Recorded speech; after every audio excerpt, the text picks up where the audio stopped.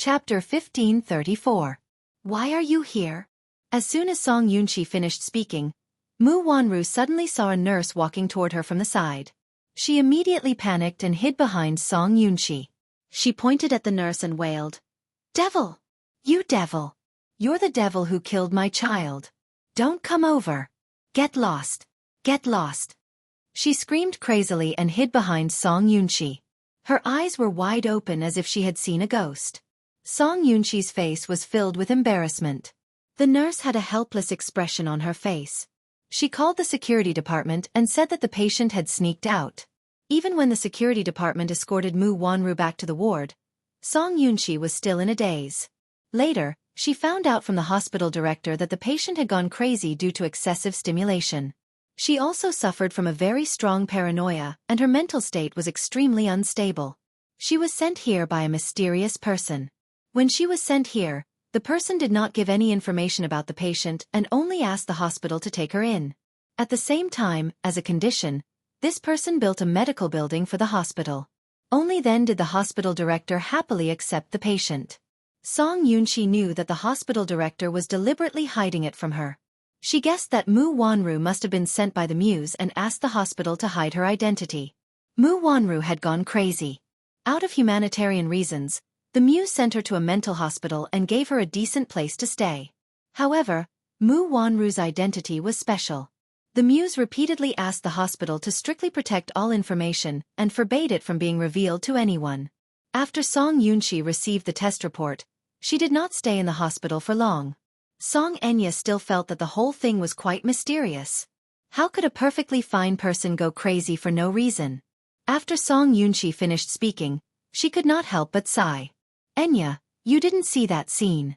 When I saw Mu Wanru in the past, she was noble and magnanimous. She had the temperament of a lady from a wealthy family.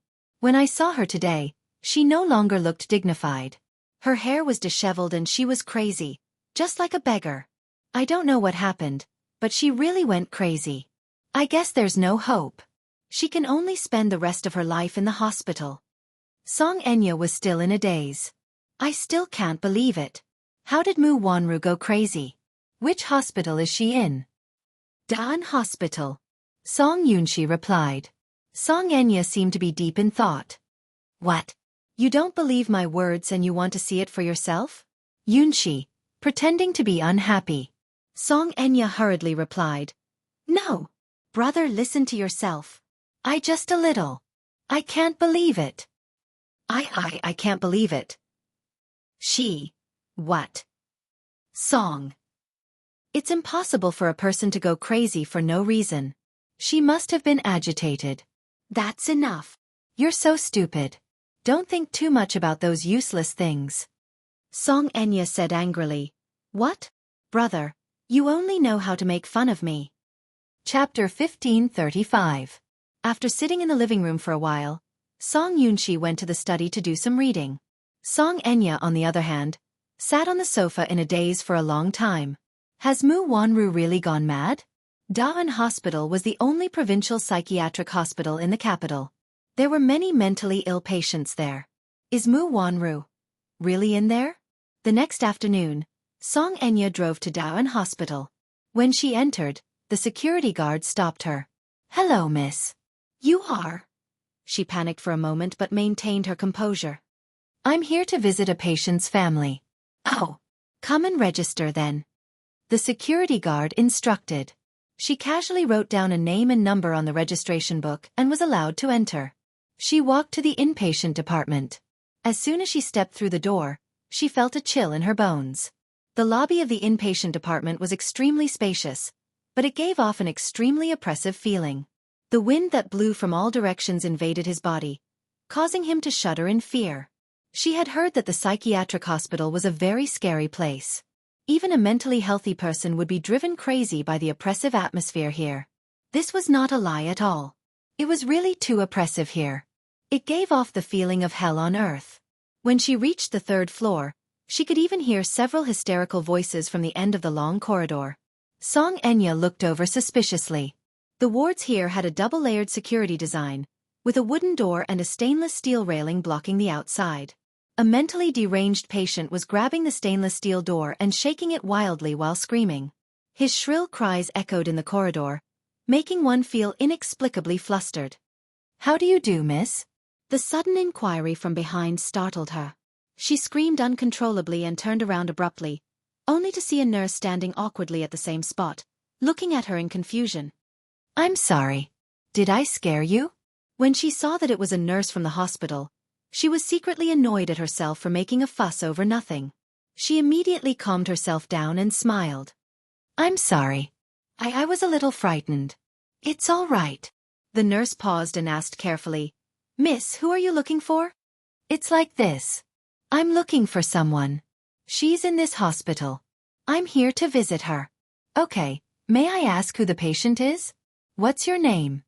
Song Enya looked into her eyes and hesitated for a moment before slowly saying, "Her name is Mu Wanru." Mu Wanru? The nurse had a suspicious look on her face. Clearly, she had never heard of this name before. "Wait, I have her photo." Song Enya took out a photo of Mu Wanru from her bag and handed it to her. The nurse took it from her, but the moment her eyes fell on the photo, her expression changed. She immediately returned the photo to the missy and shook her head. "There's no such person here." However, her panicked expression clearly proved that she was lying at this moment. Song Enya, who had studied psychology to a certain extent, observed the nurse's expression and was certain that she had recognized the person in the photo at first glance. She was lying. Chapter 1536. Mu Wanru was clearly in this hospital. However, due to some unspoken regulations, or for the sake of confidentiality, the nurse said that there was no such person in the hospital. Song Enya smiled and said calmly, "I know she's here. I'm her friend. Can you bring me to see her?" "No way." The moment the nurse opened her mouth, she realized that she had misspoken and quickly corrected herself. "Miss, I've already said that there's no such person in this hospital. You mustn't make things difficult for me." "Hee. Why would I make things difficult for you when you put it that way?" Song Enya smiled gently. She then slowly reached into her handbag and walked toward the nurse. "I know she's here. I'm here today to visit an old friend. I don't have any other intentions, nor do I have any intention of making things difficult for you." As she spoke, she inched closer to the nurse and carefully took out something wrapped in a stack of letters from her handbag. She then stuffed it into the nurse's hands with a smile in her eyes, expressing her friendliness first. The moment the nurse's hand touched the thick bundle of letters, her heart skipped a beat. "The sky is so thick." She pinched the letter with her fingertips and roughly knew what number was in the letter. The nurse's face became a little hesitant. She looked at the woman with a friendly smile in front of her with some hesitation. "Miss, I won't hide it from you. The person in the photo you showed me earlier is indeed in this hospital. However, the director has made it clear that this patient's identity is very special, so no one is allowed to visit her. No matter who you meet, you have to announce to the public that there's no such person." The corners of Song Enya's lips curled up, but the smile in her eyes deepened. "I know the rules. As long as you bring me to see her, I'll pretend that nothing happened after that." After a pause, she added, "As long as you bring me to see this person, I'll give you more benefits. Trust me." The nurse hesitated for a long time, but the thick stack of letters in her hands was too tempting. She had a count in her hands.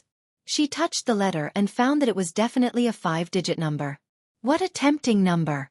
She had worked in this hospital for 3 years, and her monthly salary, including performance, was at most 3,000 to 4,000 yuan. Such a huge sum of money was equivalent to a pie falling from the sky. She held it in her hands and was reluctant to let it go. Humans were all greedy for money. With money, it was naturally easy to pave the way. The nurse was finally tempted. She took the money and led the way without saying a word. Song Enya followed her all the way out of the inpatient department. After passing through 18 winding water bridges and corridors, they arrived at a small, secluded building. This small building was the old building of Dawan Hospital. 10 years ago, after the government allocated funds to trim the new building, this old inpatient building was completely abandoned. However, because the quality of the building was still acceptable, it was not torn down. After some renovation, it became a dormitory. Chapter 1537. She had a count in her hands. She touched the letter and found that it was definitely a 5-digit number. What a tempting number! She had worked in this hospital for 3 years, and her monthly salary, including performance, was at most 3 to 4,000 yuan. Such a huge sum of money was equivalent to a pie falling from the sky. She held it in her hands and was reluctant to let it go. Humans were all greedy for money. It was naturally easy to pave the way with money. The nurse was finally tempted. She took the money and led the way without saying a word. Song Enya followed her all the way out of the inpatient department. After passing through 18 winding water bridges and corridors, they arrived at a small remote building. This small building was Dawn Hospital's old building. 10 years ago, after the government allocated funds to renovate a new building, this old inpatient department building was completely abandoned. However, because the building's quality was passable, it was not demolished. After some renovation, it became a dormitory. The nurse led her all the way to the 3rd floor and stopped at the door of a ward on the 3rd floor. She then reminded her, "The patient's condition is very unstable. She often goes crazy, so you can't go in. You can only stand at the door and take a few glances. Also, it's best to stay away from the door, lest you hurt yourself." Song Enya nodded. "Okay, I understand. Then, I'll open the door now. Please take a few steps back." Song Enya obediently took a few steps back and watched nervously. The nurse unlocked the iron door first, then pushed open another door inside. She then closed the iron door and locked it again. Song Enya could not help but walk forward. Through the heavy metal bars, she finally saw the back of the person in the ward. She hugged her knees and sat on the bed with her back facing the door. Her whole body was trembling slightly, and her hands were constantly pulling at her hair. A piece of hair that had been pulled out was on the snow-white bedsheet. However, she did not seem to know the pain as she continued to pull at her hair, as if she could not wait to pull out all the messy hair on her head. In his memory, Mu Wanru had long hair that made people envious. It was black and shiny, with a natural and beautiful luster. But now, her beautiful hair seemed to have been cut short by a lot. It was so messy that it looked like it had been a long time since she washed it. Her hair was dirty and messy. Because it was too greasy, her hair seemed to have clumped together. She seemed to feel that her scalp was extremely itchy. She scratched and pulled at it. Some places were scratched so hard that a bald patch was left. Song Enya furrowed her brows in disgust. As soon as the door was opened, a stench from inside hit her in the face. It was as if the person had not bathed for a long time. The combination of the sour stench and the stench of excrement was nauseating. When the patient's condition is unstable, he often loses control of his bowels and excrement. His clothes are stained with his excrement, so, there's a stench in the room, the nurse explained. Song Enya was a clean freak, so when she smelled the stench, she could not help taking out her handkerchief to cover her nose and mouth. The nurse smiled a little awkwardly. "I didn't have time to clean it up today. She must be filthy now. Why don't you come again next time?" "No need." Chapter 1538. The nurse hesitated for a long time before nodding her head. Before she left, she did not forget to remind her, "Don't get too close to her. Be careful that she doesn't hurt you." With that, she left. Song Enya stood at the door and watched for a while before carefully probing, "Sis Wanru?" The back of the person on the bed stiffened as if she had heard her voice. She then turned to stone and did not respond. Song Enya furrowed her brows and was about to speak when the person on the bed suddenly turned her head around. A face as pale as a ghost's came into view, giving her a fright. "Ah!" She could not help taking a step back and patting her chest, still feeling a little scared. Mu Wanru suddenly got off the bed. Her pair of empty eyes stared at her blankly, lifeless and numb. "Who are you?" "Sis Wanru, don't you recognize me?" Song Enya tilted her head, clearly puzzled. Mu Wanru looked a little timid, as if the woman standing at the door was a terrifying scourge. She leaned against the wall and trembled in fear. "Don't come over. Don't hurt me. Go away, go away." Song Enya was taken aback. She remained expressionless for a long time before the corners of her lips curled up into an arrogant smirk. "Don't you recognize me? Haha, I'm Enya." As she spoke, she sized her up with disgust. A sinister look appeared in her eyes. "Haha, Mu Wanru, oh Mu Wanru, so you have a day like this too. I didn't expect you to end up in such a miserable state. How pitiful." She gloated and mocked her as she sized her up in disdain. "Look at you. Take a good look at you now. You're dirty and sloppy. How disgusting. How does it feel to be abandoned? Song Enya paused for a moment before spitting out 2 words. You deserve it. Because of these 2 words, Mu Wanru's expression changed. She looked like she understood, but also like she didn't. Her expression was a little strange. Mu Wanru, I've wanted to say this to you for a long time. Song Enya stood at the door and looked down at Mu Wanru condescendingly. It was as if the latter was nothing more than a pitiful ant beneath her feet that she could easily trample to death. Brother Mu is mine. It belongs to me. Brother Mu. Mu Wanru repeated it a few times in her mind. Suddenly, the look in her eyes changed. A monstrous hatred appeared in her eyes. It was twisted and terrifying. She suddenly pounced at the door like a hungry wolf. Both her hands reached out the metal bars and grabbed at her angrily. Song Enya, who was standing very close to the door, was caught off guard and could not dodge in time. 2 bloody scratches were left on her face. She screamed and covered her face as she took a few steps back. She felt a burning pain on her face where she had scratched. When she touched it with her fingers, she felt a sharp pain. B*TCH. What are you doing?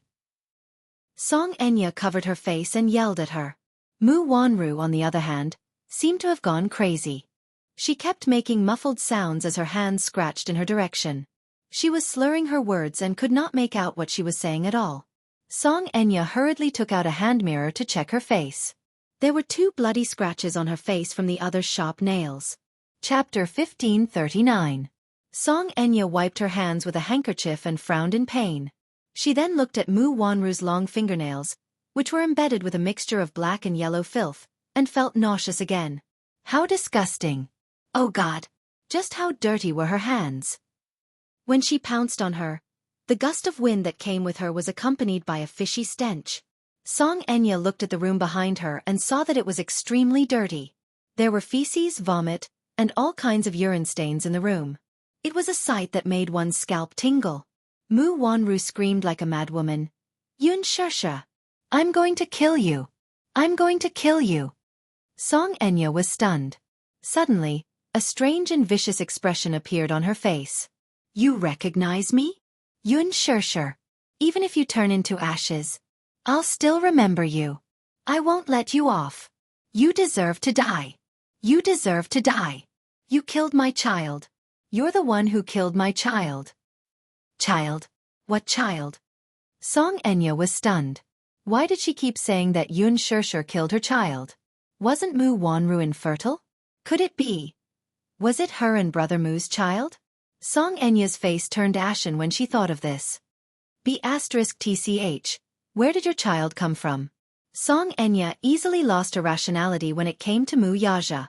She became hysterical and questioned Mu Wanru sternly. Say it. Is the child yours and Brother Mu's? Say it. Say it. Mu Wanru did not seem to hear her, though. She pounced on the metal door with a strange and sinister expression on her face. It's all your fault. It's all your fault. You're the one who killed my child. It's all your fault.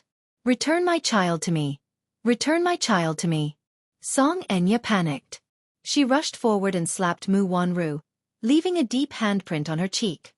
B*TCH. You haven't answered my question.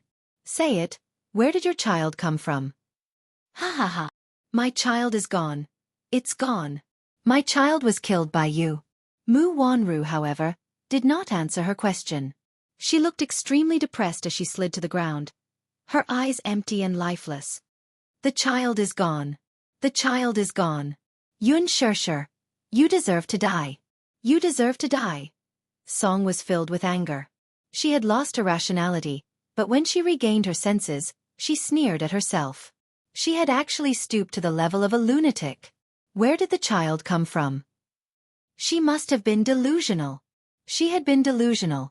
She had been delusively. Song Enya looked at Mu Wanru. While she was angry, she was also secretly pleased. At least, Mu Wanru was crazy. Haha. This was the consequence of going against her.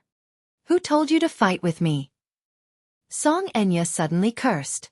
Who told you to fight with me for Brother Mu? Mu Wanru, this is your retribution. You can't win against me. You and Yun Shersha are the same. Brother Mu is mine. None of you have the right to fight with me. With that, she snorted and turned to leave. After leaving the ward, the nurse hurriedly chased after her. Just as she was about to speak, she was surprised to see the 2 red marks on her face. Chapter 1540. Humph. She's really crazy. She doesn't even recognize me anymore. She just pounced on me and scratched my face. Song Enya's face was sullen and her eyes were fierce. When she turned to look at the nurse, she forced a smile. It's fine though. After all, she's already crazy. I can't stoop to her level.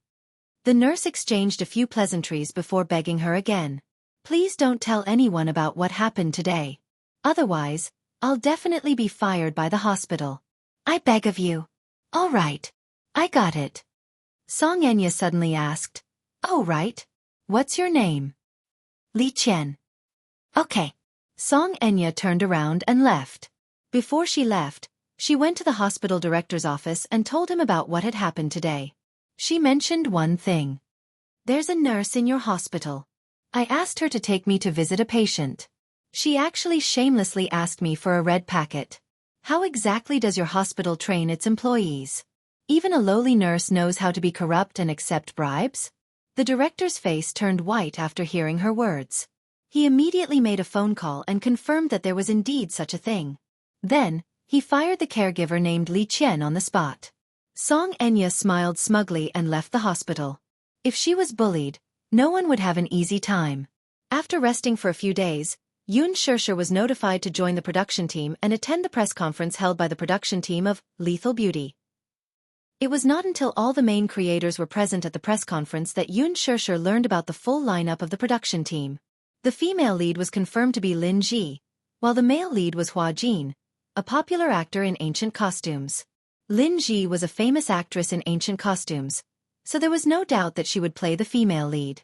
As for Hua Jin, being the most popular actor in ancient costumes, he was expected to play the male lead. At the press conference, Yun Shishir saw Hua Jin's real face for the first time. Because it was quite a distance away, Yun Shishir could only think of one word from that fleeting glance. Charming all living things. He's too seductive. This man was too beautiful. This kind of beauty almost subverted the barriers between genders. Looking from afar, the palm-sized handsome face was as white as jade, with a pair of peach blossom eyes that were as charming as silk, and the corners of his eyes were long and narrow. The perfect lines of his facial features were like a sculpture made by the gods. Every detail was meticulously carved, extremely exquisite and beautiful. Qin Zhou had mentioned him before. This Hua Jin is the most popular young actor in ancient costumes nowadays. His background is not simple. So, you have to be careful. Stay away from him and don't get too close to him. Being crowned as the #1 scholar in ancient costumes was definitely not an undeserved reputation. Hua Jin's ancient costume was very charming and exuded the fragrance of ink. His face was like jade, his skin was like cream, his lips were red, and his teeth were white. His bearing was carefree, and he did not have the masculine spirit of an ordinary man. His temperament was gentle and elegant, and he was delicate and pretty. The adjectives of the 4 most beautiful men in ancient times did not seem out of place when applied to him. His body had a classical charm that made people unable to help but fall for him. It was said that Hua Jin was his stage name. However, no one knew his real name. Yun Shishir had always remembered Qin Zhou's advice. He said that Hua Jin's background was not simple, and that she had to be careful when interacting with him. Chapter 1541. Hua Jin noticed this and couldn't help but glance at her thoughtfully. However, it was just a glance. Soon, he turned his gaze away and looked straight ahead. He didn't look at Yun Shishir again. However, there was a hint of playfulness in his eyes. The first segment of the press conference was an interview with the main cast. Originally, such interviews were mainly for the male and female leads. However, during this period, due to Yun Shishir's popularity, Yun Shishir's limelight had once overshadowed Lin Ji and became the focus of attention. Some time ago, I heard that you negotiated an endorsement contract with the CEO of Louis Vuitton in China. Is this true? What do you think about acting in this gold-plated blockbuster? All the questions revolved around Yun Shishir. Lin Ji sat in her seat. As the female lead of this drama, she was unexpectedly neglected. She looked around the room and found that most of the cameras were focused on Yun Shirshir. She felt even more annoyed. Yun Shirshir's seat was lit by the flashing lights. She had a smile on her face and answered orderly. Her responses were quite satisfactory. Some of the questions were too sharp, but she was able to gloss over them with a few words. Not only did she give the media space to write, but she also gave them leeway. Her high EQ was undoubtedly displayed at this moment. Her on-the-spot responses were handled with ease. Qin Zhou wasn't present. He watched the live broadcast on his mobile phone and was quite satisfied with her performance. However, Lin Ji was a little dissatisfied. These reporters really didn't know their priorities. She was the backbone of the production. Yun Shirshir was just a supporting actress. Why was she being paid so much attention? In order to be able to outshine all the other female stars at this press conference, she deliberately dressed up grandly. She was gorgeously dressed and had exquisite makeup. She wanted to win the attention of the audience at this interview. In the end, she was dressed so grandly, but the cameras were not focused on her. Wasn't this a little too much? What was wrong with the production team?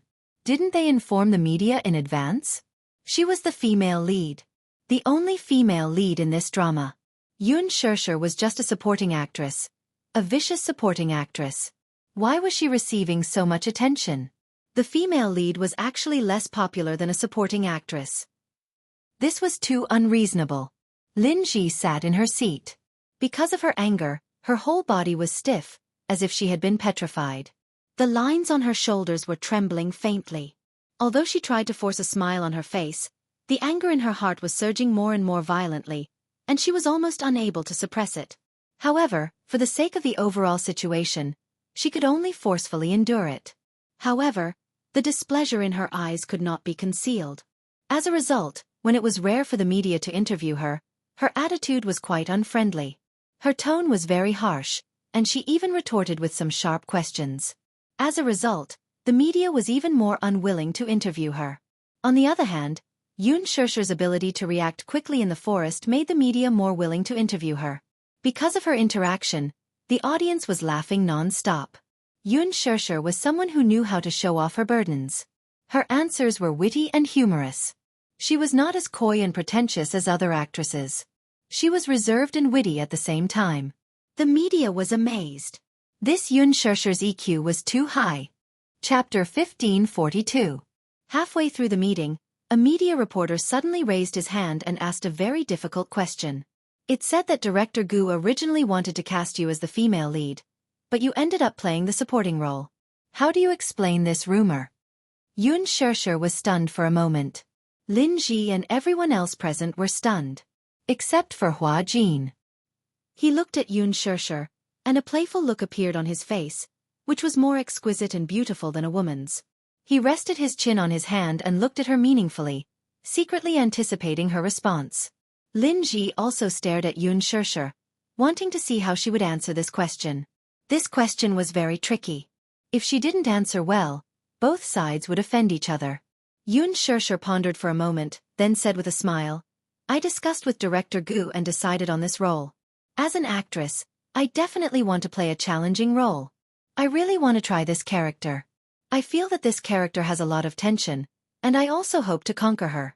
So, those rumors can be said to be false. The matter of me being the female lead is false. It's probably made up by someone with ulterior motives. As soon as this answer came out, the director and producer sitting beside her smiled knowingly, but Lin Ji secretly snorted. Yun Shirshir's answer didn't disappoint her. It seemed that she still had some sense of propriety. Hua Jin, on the other hand, lowered his eyelashes in disappointment. He pursed his lips, feeling bored. He originally thought that there would be a good show to watch. In the end, he didn't expect Yun Shirshir to be so obedient. How boring. After the press conference ended, the crew opened a WeChat group and invited the main cast to join. As soon as they joined the group, Hua Jin sent 10 red packets. Good luck with the filming. There was a neat line below. Thank you, Flower God. Thank you, boss. Flower God. This was Hua Jin's fan club's nickname for him. The first period drama he starred in was called Fu of the Flower God, and his stage name was Hua Jin. He was also a super popular period drama prince. Therefore, The fan group gave him the nickname Flower God. After leaving the venue, Yoon Shirshir went to the bathroom. When she came out, she bumped into Hua Jin, who was standing at the door. Hua Jin was 182 meters tall, but his figure was a little slender. He had the delicate beauty of a classical handsome man. Yoon Shirshir was 165 meters tall, and her height reached his neck. She didn't notice when she went out and bumped into his collarbone. Ugh! Yoon Shirshir was shocked and took a step back. When she looked up and saw that it was him, her expression froze. Hua Jin, on the other hand, smiled as he sized her up. His eyes were like water, especially deep. At the same time, it frightened people's minds, and at the same time, his smile was extremely charming, making people feel numb to the bone. Looking at him up close, even though she was prepared, she was still shocked by his beauty. He was too beautiful. The 4 great handsome men in ancient times were probably just like him. He did not have Mu Yaja's regal aura, nor did he have Gu Xing's aloof demeanor. Instead, he had the elegance and grace of a classic handsome man, as well as a jade-like beauty. On his body, there was a feminine temperament that didn't belong to his gender. His face was like the mid-autumn moon, his hair was like a knife, his eyebrows were like ink, his eyes were like autumn waves, and his thin lips were like cherry blossoms, soft and beautiful. Chapter 1543. He was wearing a white shirt today and looked like a flawless jade statue. Even if he was just standing there quietly, he still looked handsome and charming, giving people a sense of nobility. However, that pair of eyes gave people an inexplicably unfriendly feeling. He looked at her with a smile and didn't say a word. It was as if he was sizing her up. The atmosphere was a little strange. "Why are you here?" She smiled awkwardly and exchanged pleasantries. Hua Jin still didn't say a word. He just looked at her as if he could see through her skin and bones, looking into the depths of her soul. This person was so strange. He blocked the door for no reason and then stared straight at her. She didn't know what he was trying to do. It was really baffling. I'm in a hurry to leave. Is it convenient for you to let me through?" Yoon Shirshir said in a friendly manner. Her tone was very polite. Hua Jin, however, remained unmoved. This person was so rude. Qin Zhou said that Hua Jin was especially difficult to get along with. Moreover, his background was not simple and he had a strong backing. Although she didn't know this person well, Qin Zhou definitely had his reasons for asking her to keep a distance from Hua Jin. Hence, she didn't want to exchange pleasantries with him. "I'm sorry, I'll make a move first." After Yoon Shirshir said that, she wanted to leave. She had just taken a step when Hua Jin moved his body slightly and blocked her way. Yoon Shirshir frowned and changed her direction.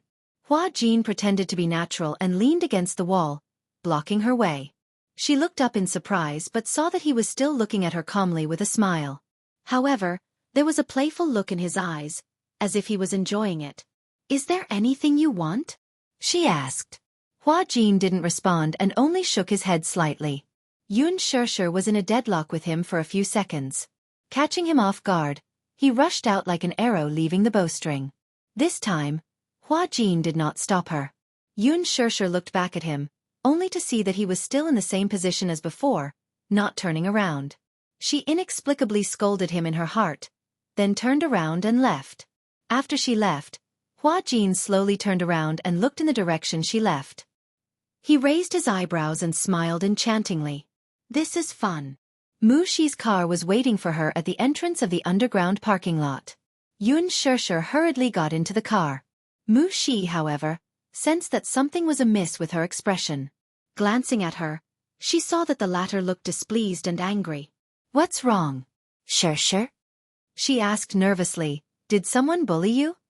"No." Yoon Shirshir paused for a moment and then said angrily, "I just met a strange person." "Who is it?" "Hua Jin." When Yoon Shirshir said this name, a subtle expression appeared on Mu Shi's face. It was indescribable and gave people a strange feeling. It gave people the feeling that Mu Shi was in awe of him and also had a complicated admiration for him. "Hua Jin, what did he do to you?" "Nothing." Yoon Shirshir couldn't be bothered to say. "It's not a big deal. Let's not talk about unpleasant things." "Don't be angry.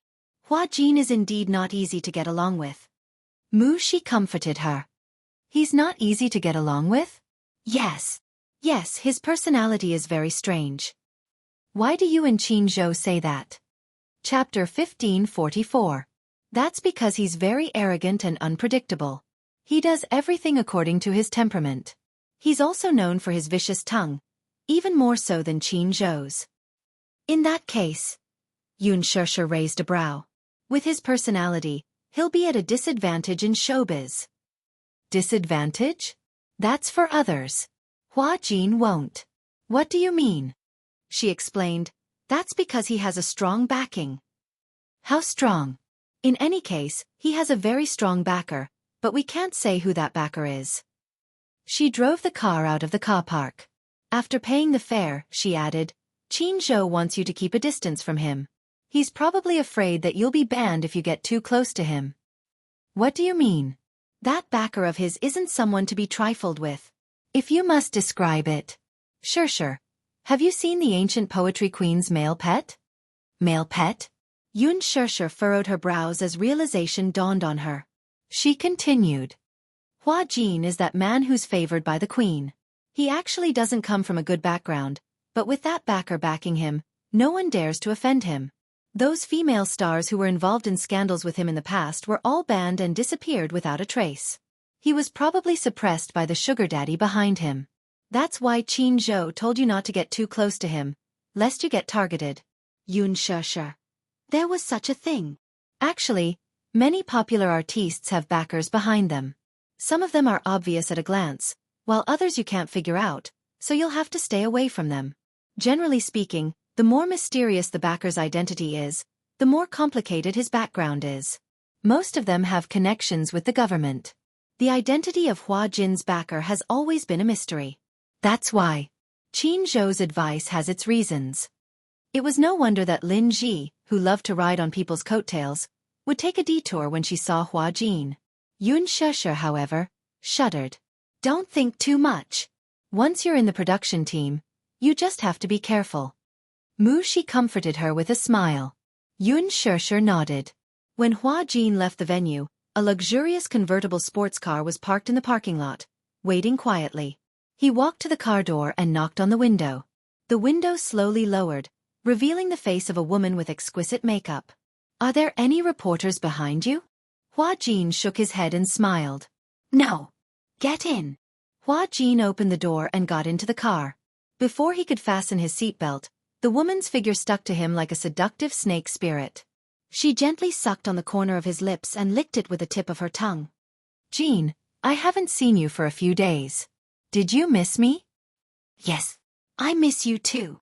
The woman led his hand to her beautiful place. Hua Jin took the initiative to pull her into his arms and kiss her lips. After a passionate kiss, the woman leaned against his chest, panting, and asked in a low voice, Do you have a job tonight? Nope. Accompany me, okay? Hua Jin, aren't you going home tonight? No. I quarreled with my dad. The woman was a little angry. He wants me to cut ties with you. How can I do that? Jin, I want to be with you for the rest of my life and never be separated. Hua Jin hugged her but did not say a word. Chapter 1545. How is that possible? Hua Jin raised his eyebrows and smiled faintly. Xiaoya, you are the most important person in my heart. No one can replace you. The woman's eyes suddenly became hot. She hugged him excitedly and gave him a deep French kiss. In the hotel, on the king-sized bed, Spring was enchanting. At the bedside, two hands were entwined with their fingers interlocked. Amidst the panting sounds, a woman's satisfied moans could be heard. The bed sheets were crumpled into a ball and were extremely messy. After making love, the sound of running water could be heard from the shower. Hua Jin sat at the head of the bed, holding a cigarette. Half of it was playing with it, and the other half was inhaling steadily. His eyes were staring blankly ahead. On his extremely beautiful face, there was laziness and carelessness after making love. Under his wet and messy hair, a pair of peach blossom eyes were slightly misty. In the lingering smoke, they gradually deepened. In the ashtray at the head of the bed, a few cigarette butts were stubbed out. The white bedding covered his naked body. He suddenly opened it and turned over to get out of bed. He put on a bathrobe and walked to the window. He slightly lifted a corner of the curtain and looked down at the night view of the city. In his mind, Yun Shishir's sullen face suddenly flashed. Hua Jin felt that it was extremely interesting. He couldn't help but smile. This girl, inexplicably, felt very interesting. Suddenly, a woman's warm body pressed against his back. Who are you thinking about? Hua Jin retracted his thoughts and looked back slightly. The woman hugged him from behind with a coquettish expression. I'm thinking about you. The woman's face was slightly shy. Why are you so slow? Jin. The woman's red lips moved and escaped. I saw your press conference today. Oh. His tone suddenly became cold. He said disapprovingly, what's so good about the press conference? When the woman mentioned the press conference, an inexplicable anxiety suddenly appeared on her face. I saw that when the camera turned to you, you were staring at that woman, right? Hua Jin asked knowingly. Which woman? That's the one in white. She's called Sure something. I don't even remember her name. Hua Jin remained silent, not saying a word. The woman felt a little wronged by his perfunctory attitude. She hugged him tightly and asked unhappily, between her and me, who's prettier? I've never seen you stare at me so affectionately. Of course it's you. Hua Jin turned around, grabbed her chin and smiled wickedly. No one can compare to you. The woman blushed and couldn't help but pout. Jin, do you know? I love that mouth of yours. It's so sweet. When Hua Jin heard this, his smile deepened. Do you know? I like your mouth too. Hua Jin bit her earlobe and said in an ambiguous voice, sometimes, you bite really hard. You? The woman wanted to say something but stopped herself. She was shy and coquettish. She pushed him, but there was a sweet smile on her face. Hua Jin held her in his arms. However, from an angle that she couldn't see, his enchanting eyes were slightly cold and indifferent. His face was no longer as passionate as before, but a little cold. There was a hint of weariness between his eyebrows. When Yun Shishir returned home, she saw Yu Yu and Xiao Yichen in the living room, tearing apart the package in full swing. She entered the house quietly, so the two little guys who were getting excited did not notice her. Chapter 1546. Yun Shishir purposely kept quiet. She walked behind them and watched their every move quietly. Yu Yu and Xiao Yichen did not notice the person behind them. They were still unpacking their packages. Some time ago, there was a shopping carnival on the online shopping website. Many items were greatly discounted and the prices dropped to freezing point. In a moment of carelessness, Yu Yu ended up spending tens of thousands of yuan in his shopping cart. Yun Shishir was now a popular public figure. Because of this, she rarely had the chance to take them out on the streets. Therefore, the two little guys took advantage of the shopping carnival and spent tens of thousands of yuan in front of the computer for the whole afternoon. Of course, they used Mu Yaja's credit card. Mu Yaja did not know about this. However, tens of thousands of yuan was just a small amount to him. Yu Yu bought a lot of things. However, because of the carnival, many express delivery companies were out of stock. Therefore, the packages were delivered a week later than usual. Yu Yu and Xiao Yichen had signed more than 80 packages from morning till night. More than 80 packages. Yu Yu did not expect him to buy so many. He had suffered too much in the past. Therefore, even though he was young, he knew how to calculate carefully. When he saw that the price was right, he would place an order. When he signed for the packages, he was so tired that he almost vomited blood. At night, the two little guys sat in the living room and started to unpack the packages one by one. Yu Yu had already unpacked a few packages. They were all clothes that he bought for himself and Xiao Yichen. The designs were exactly the same, but the sizes were different. Xiao Yichen tried them on and found that they fit perfectly. It was Xiao Yichen's first time shopping on the internet. He was as excited as a little bird. In his mind, if he wanted to buy something, he could just go to the Mu Group's shopping mall. If he wanted something, he could just take it and put it on the company's account. However, Yu Yu's shopping experience was an eye-opener for him. How interesting! As he watched Yu Yu haggle with the shop owner, Xiao Yichen felt as if he had opened the door to a whole new world. He felt that it was extremely novel. Especially when Yu Yu talked about something that made him feel inconceivable. He even started to feel sorry for the shop owner, but he still asked for a few gifts from the shop owner. He said sympathetically, You bargained too much. It's not easy for them to do business. Yu was dumbfounded. Yun Shirshir watched quietly, feeling that the two little guys were really interesting. However, in the next second, her face stiffened, and her expression twitched. Yu virtuously picked up a bra and held it up high. Xiaoyi Chen, does this look good? Yun Shirshir. Xiaoyi Chen was stunned. Brah. Yu raised her eyebrows and said, Yes. I picked it for Mommy. What do you think of the design? It looks pretty good. Mommy hasn't shopped in a long time. She needs new underwear. That's why I picked a few for her. As Yu spoke, he picked up another bra while Yun Shirshir was dumbfounded. This one looks good too. The design is very reasonable. Mommy will definitely feel comfortable wearing it. Xiaoyi Chen pursed his lips and said honestly, I don't know much about this. Humph. What do you know? Chapter 1547. Humph. Idiot, piggy. What else do you know other than eating, drinking, and sleeping? Yu picked up another lacy underwear.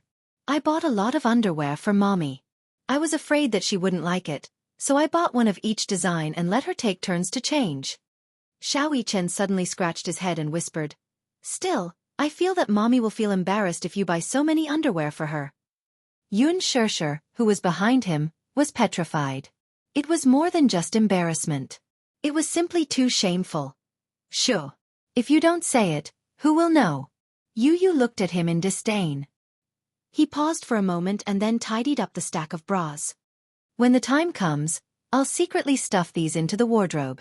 She'll definitely think that her assistant bought them for her. This way she won't suspect me. She would follow Qin Zhou's orders every week to buy clothes for Yun Shirshir.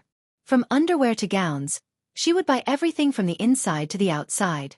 Xiaoyi Chen picked up another bra, looked at it, and touched the material.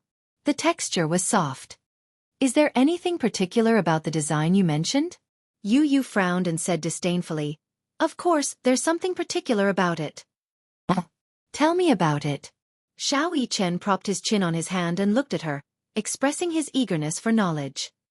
The bras Mommy is wearing now have steel rims. I've done some research. For Mommy, it's best not to wear steel rims when wearing bras. It's uncomfortable and not good for your health. That's why I secretly threw away those bras with steel rims. Yun Shirshir's eyes twitched hard the moment Yu finished speaking. How is this little guy so smart? He even knows about this. Indeed, the bras she was wearing recently had steel rims. Steel rims had the effect of gathering, so she had been buying them in bulk for her. However, the ones that were truly beneficial to her health were those that did not have steel rims and did not have a sense of pressure on her breasts. Indeed, the steel ring bra was very uncomfortable, and sometimes, when the steel ring was deformed, it would cause pressure on the outline of the asterisk. The little guy was so attentive. How did he even think of this point? Who could tell her how to accept this reality? Her son actually bought a bra for her. What was going on? While she was lost in the wind, Xiaoyi Chen grabbed another well-packaged item. She weighed it in her hands and realized that it was quite heavy. What is this? Xiaoyi Chen curiously looked at Yu with a heavy package in his hands. Yu looked up and glanced at the label. Suddenly, she smiled slyly. Dear brother, this is a present for you. As soon as he finished speaking, little Yi Chen's eyes lit up with a buzz sound. After waiting for so long, Yu's gift was finally here. Oh my god! His younger brother had secretly bought him a present. What could it be? Xiaoyi Chen curiously held the package in his hands. His face was full of excitement, and he could not bear to open it to take a look. Seeing how treasured he was, a deep smile appeared on Yu's face as he stroked his head, lovingly. Do you like it? As long as it's from Yu, I'll like it. That's good then. Yu was satisfied with his answer and then said, Open it and take a look. Okay. Chapter 1548. Duong. Under Xiaoyi Chen's excited gaze, 10 extracurricular exercise books came into view. Wow, all of a sudden, it was as if ice water had poured over his head. All of his anticipation and enthusiasm were extinguished. The excitement in his eyes turned into ashes, as if 10,000 plants had withered. Yun Shirshir wanted to laugh when she saw this scene, but she tried her best to hold it in. The conversation between the two little guys was too funny. She did not expect that Yu Yu would buy a stack of exercise books for Xiao Yichen. When she saw Xiao Yichen's disheartened face, she covered her mouth and tried her best not to laugh. Xiao Yichen was still immersed in the heavy blow. "What's this?" "This is my gift to you." Yu Yu patted his shoulder considerately. "You're going to primary school now. You must study hard and improve every day." These words extinguished all the excitement in his heart. "That's not fair," Xiao Yichen pouted and complained. "You gave Mommy such a thoughtful gift, but why did you give me this?" Extracurricular exercise books. To him, they were like a nightmare. "Then what did you buy for Daddy?" "Yes." Yu Yu began to rummage through the pile of parcels. A few minutes later, Yun Shishir and Xiao Yichen were both stunned. Yu Yu opened the parcels and there was a pile of condoms in it. Yun Shishir was speechless. Xiao Yichen was speechless. Yun Shishir tried her best to control the raging emotions in her body. She clutched her chest as if she had suffered a heavy blow. "Okamoto. Dule. So shameful. Ah, what? What are these?" Yu Yu, this guy. This was an eye-opener for her. Xiao Yichen did not understand what these items were. Yu Yu said as he organized the parcels, "Idiot, these are to protect Mommy." "Protect Mommy?" "Aya, you won't understand even if I tell you." Yu Yu was too lazy to talk to him. Why was this little fellow so curious? He asked this and asked that. He didn't have the patience to answer them one by one. However, Xiao Yichen refused to budge. "Yu Yu, tell me. You know the most." Yu Yu said, "You wouldn't understand even if I told you. It's not suitable for children." "Humph. What do you mean by not suitable for children?" "I'm your brother. If you can understand it, why can't I?" Yu Yu said, "Do you know where you and I came from?" "Not really." Yu Yu mysteriously picked up a box and explained, "With this, Mommy won't have a baby." Before Yun Shishir could react, Xiao Yichen, who was obsessed with his sister, was the first to stand up and strongly object. "No." Yu Yu blinked blankly. Clearly, he did not understand why Xiao Yichen was so agitated. "Why are you so agitated?" Xiao Yichen muttered, "I want to have a sister. With this, I won't have a sister." "Idiot." Yu Yu also stood up agitatedly. "Do you know how painful it is to give birth to a baby? Don't tell me you want to watch Mommy get tortured? Anyway, we're enough for Mommy." He said this out of consideration for Yun Shishir. However, little Yichen was still so young. He did not know much about the matters between men and women. How could he understand the pain of a woman giving birth to a baby after 10 months of pregnancy? Chapter 1549. "I don't care. I just want a younger sister."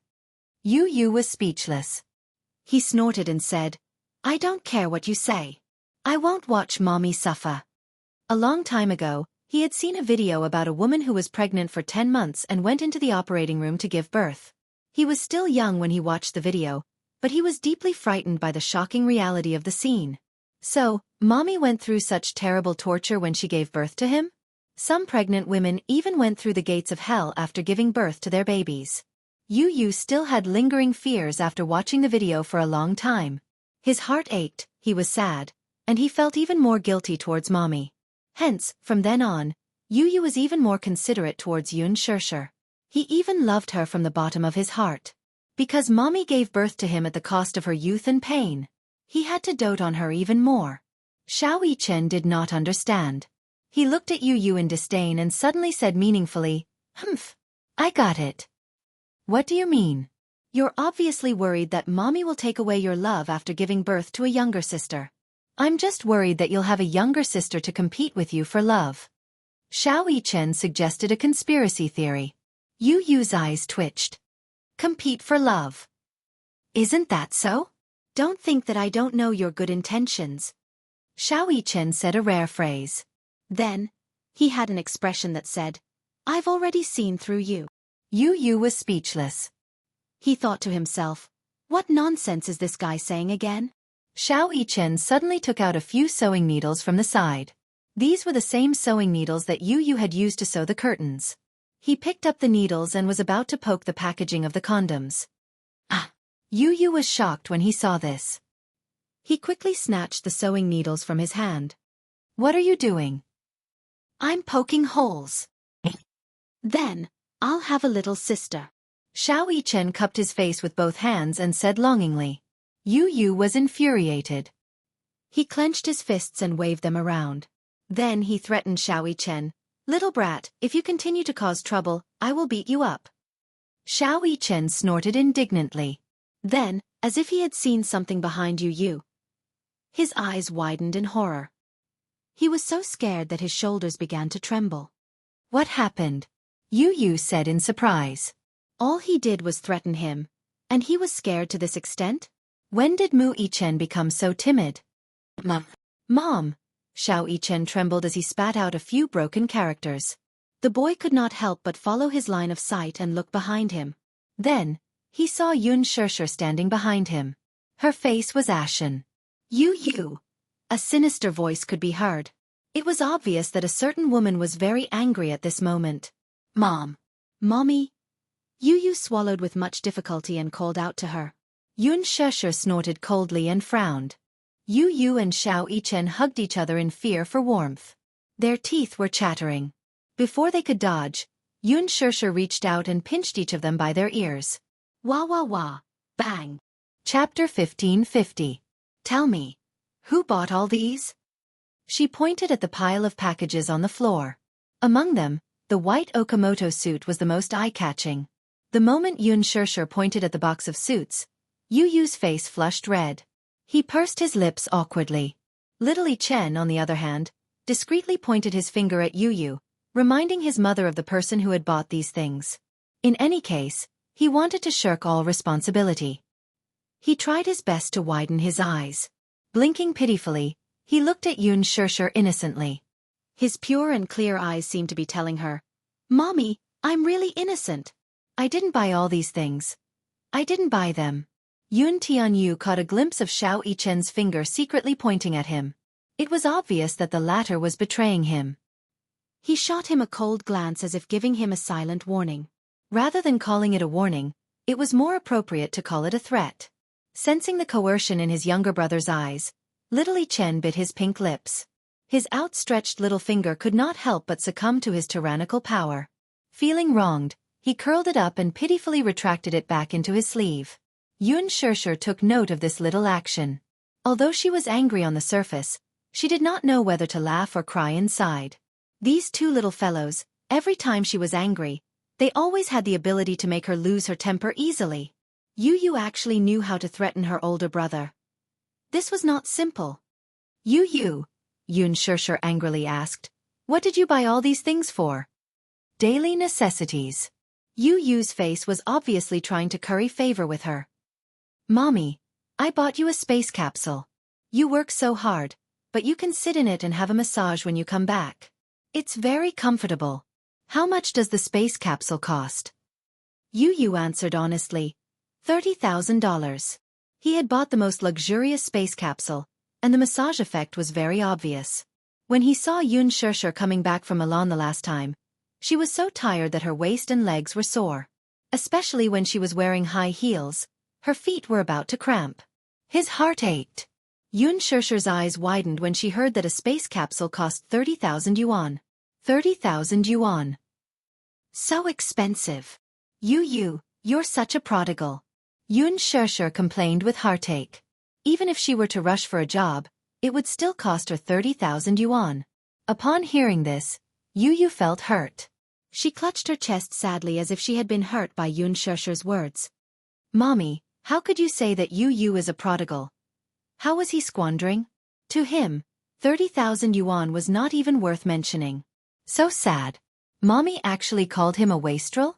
Yu pretended to wipe her tears sadly. When Yun Shishir saw this, the corners of her mouth twitched violently. She felt that she was the one at fault. Actually, she did not feel bad about the 30,000 yuan. It was just that she felt that it was not good for Yu to be so extravagant at such a young age. At such a young age, the child should be taught the correct concept of spending and not be so extravagant. She had to let the child understand that earning money was a very difficult thing, so that he would cherish the fruits of his labor. Hence, Yun Shishir calmly and patiently guided her child. Yu, do you know? It's very hard to earn money. Was it very hard to earn money? Yu tilted her head in confusion. Clearly, she could not empathize with Yun Shusher's words. Chapter 1551. Yu explained, Yu didn't buy random things. Yun Shusher was speechless. Everything Yu buys is useful. Yun Shusher thought of the bras and underwear, as well as the condoms he bought, and the corners of her mouth twitched. However, Yu's words suddenly rang in her ears. Do you know how painful it is to give birth to a baby? Don't tell me you want to watch mommy get tortured? Anyway, we're enough for mommy. If you're like mommy, it's best not to wear underwear.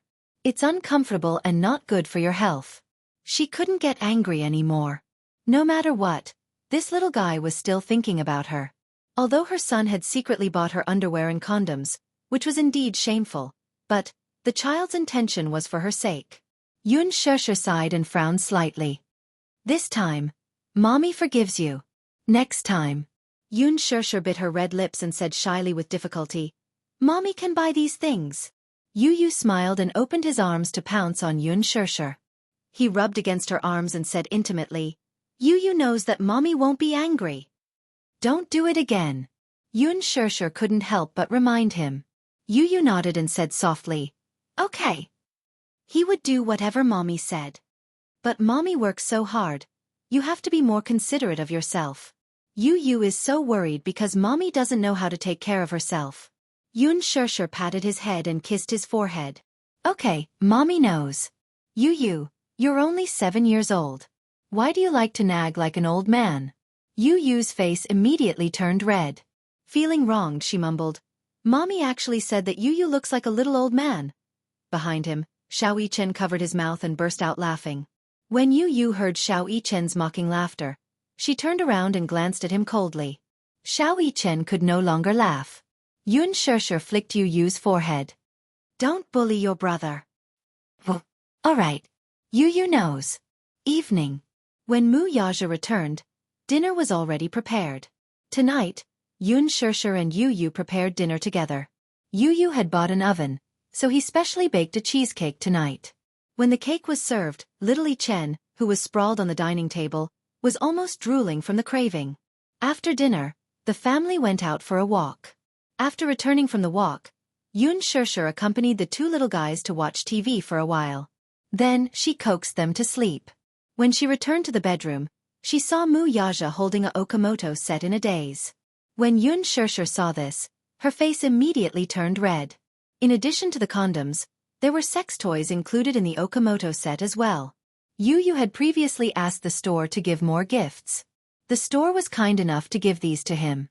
Yun Shusher didn't open it to take a look. When Mu Yaja returned to the bedroom, he saw that there was such a thing in the drawer that wasn't closed. He took it out and opened it. To his surprise, he saw that it was a sex toy.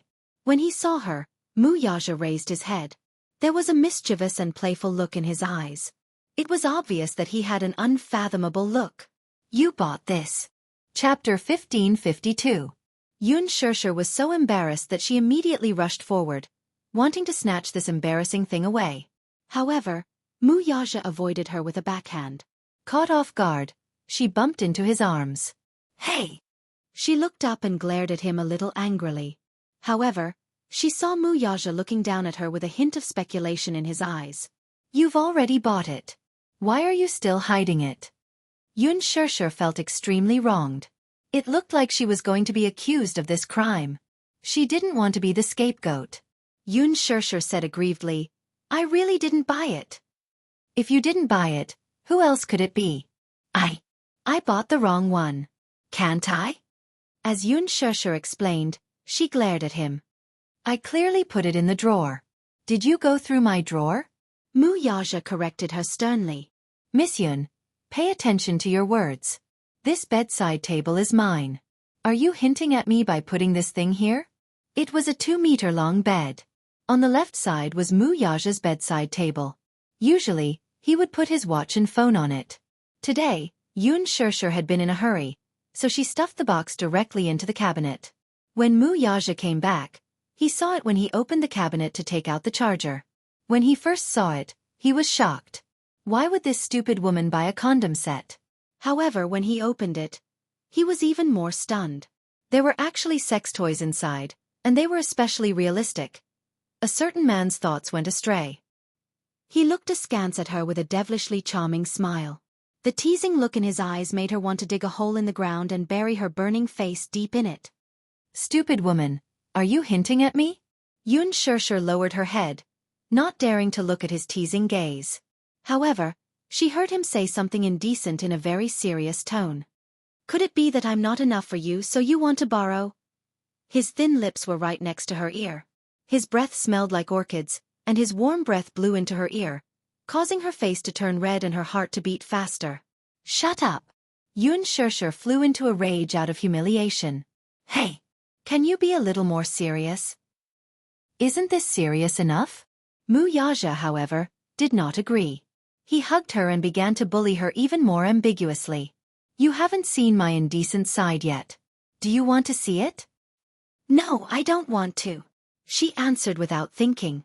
Mu Yaja's lips curled into a mischievous smile. So cold. I thought you would be looking forward to it. Hey! He actually dared to tease her. This man was getting worse and worse. Yun Shirshir was angry and embarrassed, but she saw Mu Yaja looking at her expectantly. Since you've already bought the product, why don't you try it and see what effect it has? No need. Are you being shy? Mu Yaja raised his eyebrows. He liked the shy expression on her face when he teased her. The more he looked at it, the more he found it interesting. You! Stop fooling around. Yun Shirshir frowned, but Mu Yaja could not help but hug her and sit her on his body, coaxing her. Okay. I won't tease you anymore. He would not tease her anymore. Chapter 1553. Once he kissed her, he couldn't bear to leave. She was so beautiful that he didn't know what was going on. The room was filled with tenderness and love. For the next few days, Yun Shirshir's schedule was packed to the brim. First, there was the grand opening ceremony of Lethal Beauty. Yun Shirshir and the main cast and crew attended the ceremony. Before the ceremony ended, they left the venue in a hurry and boarded a plane to Paris. After the first episode of The Love Diary was aired, the response was very strong. Without a doubt, it became the #1 show in the Golden Entertainment ratings. The production team promoted the Lucky Couple brand. On Tieba and forums, the number of discussions about the Lucky Couple increased rapidly. Yun Shirshir became popular. Although she had been popular for a while due to the promotion of The Green Apple, after the broadcast of The Love Diary, her popularity rose to a considerable level and attracted the attention of everyone. Yun Shirshir's team, on the other hand, was even more relentless in their promotion efforts. Hence, the script for the second episode was changed at the last minute. The production team spent a huge amount of money to draft a new script, and the entire team flew to Paris for the recording. Before the recording, they released a notice on Weibo that the Lucky Couple would be having a sweet time in Paris. The fans of the Lucky Couple were looking forward to it. Actually, after the first episode was aired, many die-hard fans of Gu Xingzi went to Yun Shirshir's Weibo to shout insults. However, most of the fans maintained a rational attitude and were more upright. They knew that this was just a reality show and they were just there to watch it. They didn't take it too seriously. Even the younger fans were turned into fans by Yun Shirshir's good looks. She was too beautiful. In the first episode, Yun Shirshir won a lot of praise with her clear and fashionable makeup and flawless outfit. Moreover, she was a newcomer and didn't have any dark history. Hence, even if someone wanted to defame her, they couldn't do it. Even the production team did not expect that the first episode of the show would achieve such unprecedented viewership ratings. After this episode, more producers took notice of Yun Shirshir, a newcomer with a strong momentum. She had just debuted and she was already so popular. Therefore, many film crews and advertisers approached Qin Zhou and began to discuss cooperation. Qin Zhou had received a lot of endorsements for Yun Shirshir, and his hands were about to go limp. However, there weren't many offers. Most of them were cameos or supporting roles. The main reason was that there weren't any good scripts. What time was it now? It was the off-season in the entertainment industry. There were no good scripts. Qin Zhou restrained himself. If there were no good scripts, he would not accept them. After all, there were very few good scripts like The Green Apple and Lethal Beauty. Only a few books were published in a year. As soon as the plane landed, Yoon Shusher ran to the airport and threw up all over the place. There was no other reason. She had boarded the plane on an empty stomach. Then, she ate some bread on the plane and felt very uncomfortable in her stomach. When the plane landed, it was extremely unstable and she was dizzy. She endured it until she reached the ground. When she reached the washroom, she could no longer hold it in and vomited until tears flowed out. He was too tired. She hurriedly followed her in and gave her wet wipes. When she came out after cleaning herself up, Chin-jo got a fright. Shusher, what's wrong? It's nothing. Yoon Shusher coughed dryly and explained, maybe I ate bread on the plane and then my stomach felt uncomfortable. Chapter 1554. Are you all right? Chin-jo was a little worried when he saw how pale and weak Yoon Shusher looked. Yoon Shusher shook her head. I'm fine. I'll be fine after resting for a while at the hotel. Gu Xingze did not arrange for today's filming schedule. Hence, according to the script, once the filming started, Yoon Shusher had to pick him up at the airport as his girlfriend. Hence, there was a crew that followed Gu Xingze's flight and started filming the moment he boarded the plane. Chin-jo furrowed his brows and did not think much of it. However, just as the crew's car arrived at the airport, before Yoon Shusher could even get into the car, she felt the world spinning before her eyes. Then, the world turned dark and she fainted. Ah, Shusha. Mushi's surprised cry for help was heard. At the end of her line of sight, she saw Chin-jo rushing toward her in a panic. After that, she did not know anything. When she woke up, she was in the hospital. When she opened her eyes, she saw the snow-white ceiling. She could hear a foreign doctor talking to Chin-jo. She had learned French before, so she could understand some of it. When she suddenly heard the word food poisoning, she frowned slightly. Her thoughts were in a mess, but she felt that something was amiss. Food poisoning? How did I get food poisoning? The doctor left after giving her some instructions. Chin-jo told his assistant to take good care of her and left in a hurry. Yoon Shusher asked about it. Mushi, what happened? Did the doctor say what the cause was? Why did she faint for no reason? Mushi furrowed her brows and answered, Chin-jo said that the diagnosis is that you have food poisoning. In addition, you were too tired, so you fainted temporarily. Yoon Shusher was stunned for a moment. Food poisoning? How could that be? Other than a piece of bread, she only drank a bottle of drink on the plane. All of a sudden, Yoon Shusher frowned. She vaguely remembered that the drink tasted strange. She took a sip and felt that the taste was a little strange. However, she was really too thirsty and only drank a few mouthfuls before putting it down. During the entire flight, her stomach was very uncomfortable, and she repeatedly went to the bathroom several times. Could it be because of the drink? Her assistant asked indignantly, Shusher, do you remember what you drank on the plane? Chin-jo suspects that someone is trying to harm you. I only had a piece of bread and a drink. The bread is fine, but the drink tastes weird. Perhaps ordinary people wouldn't be able to detect that strange smell. However, her sense of taste was especially sensitive, so she immediately tasted something strange. Yoon Shusher told her assistant the truth. Mushi took it seriously when she heard that. Where is Chin-jo? He went to look into it. Shusher, wait a moment. I'll mention this to President Chin. With that, she walked to the balcony with her phone and gave her manager a call to explain the situation. There's such a thing? When Chin-jo heard this, he suddenly cursed and then angrily hung up the phone. After Yoon Shusher was done with the 4-drip, Mushi accompanied her to the hotel she was staying at. As the situation was not very serious, she was discharged after taking some nutrient fluids and medicine. The next day, early in the morning, Chin-jo knocked on the door of her room. Yoon Shusher was already done washing up. When she opened the door, Chin-jo stormed in with an assistant in tow. Chapter 1555. Yoon Shusher recognized this assistant at a glance. It was the person who had bought her bread and drinks yesterday. It was her who had passed the bread and drinks to her. As she was Chin-jo's personal assistant, Yoon Shusher naturally trusted her and accepted it politely without any suspicion. When Mushi told Chin-jo about the situation yesterday, he immediately thought of this person. At first, he interrogated her and she refused to admit it. Later, he used some tricks and she finally admitted it in tears. It turned out that this little assistant was Gu Xingze's die-hard fan. The reason why she chose to become an artist's assistant and managed to get close to Qin Zhou was that she hoped to be able to get close to her idol. In the end, not long after she became his assistant, Qin Zhou terminated his contract with Gu Xingze. After that, Qin Zhou started to take care of Yun Shishir. She was narrow-minded and suspected that Yun Shishir must have chased Gu Xingze away because she wanted to be promoted. As Qin Zhou's assistant, she could only watch as Gu Xingze and Yun Shishir got so close. When she saw Gu Xingze's admiration for Yun Shishir in the love diary, she could not take it anymore. For a moment, she even resorted to underhanded means to teach Yun Shishir a lesson. Fortunately, she was timid and only did something to Yun Shishir's drinks, so the matter did not get too serious. However, Qin Zhou still felt a chill run down his spine. He thought of how a disaster had happened to the people around him. This matter was not considered serious, but if this person was more ruthless and directly poisoned Shishir. At the thought of this, Qin Zhou was filled with hatred. He called for someone to teach this assistant a lesson and teach her a lesson.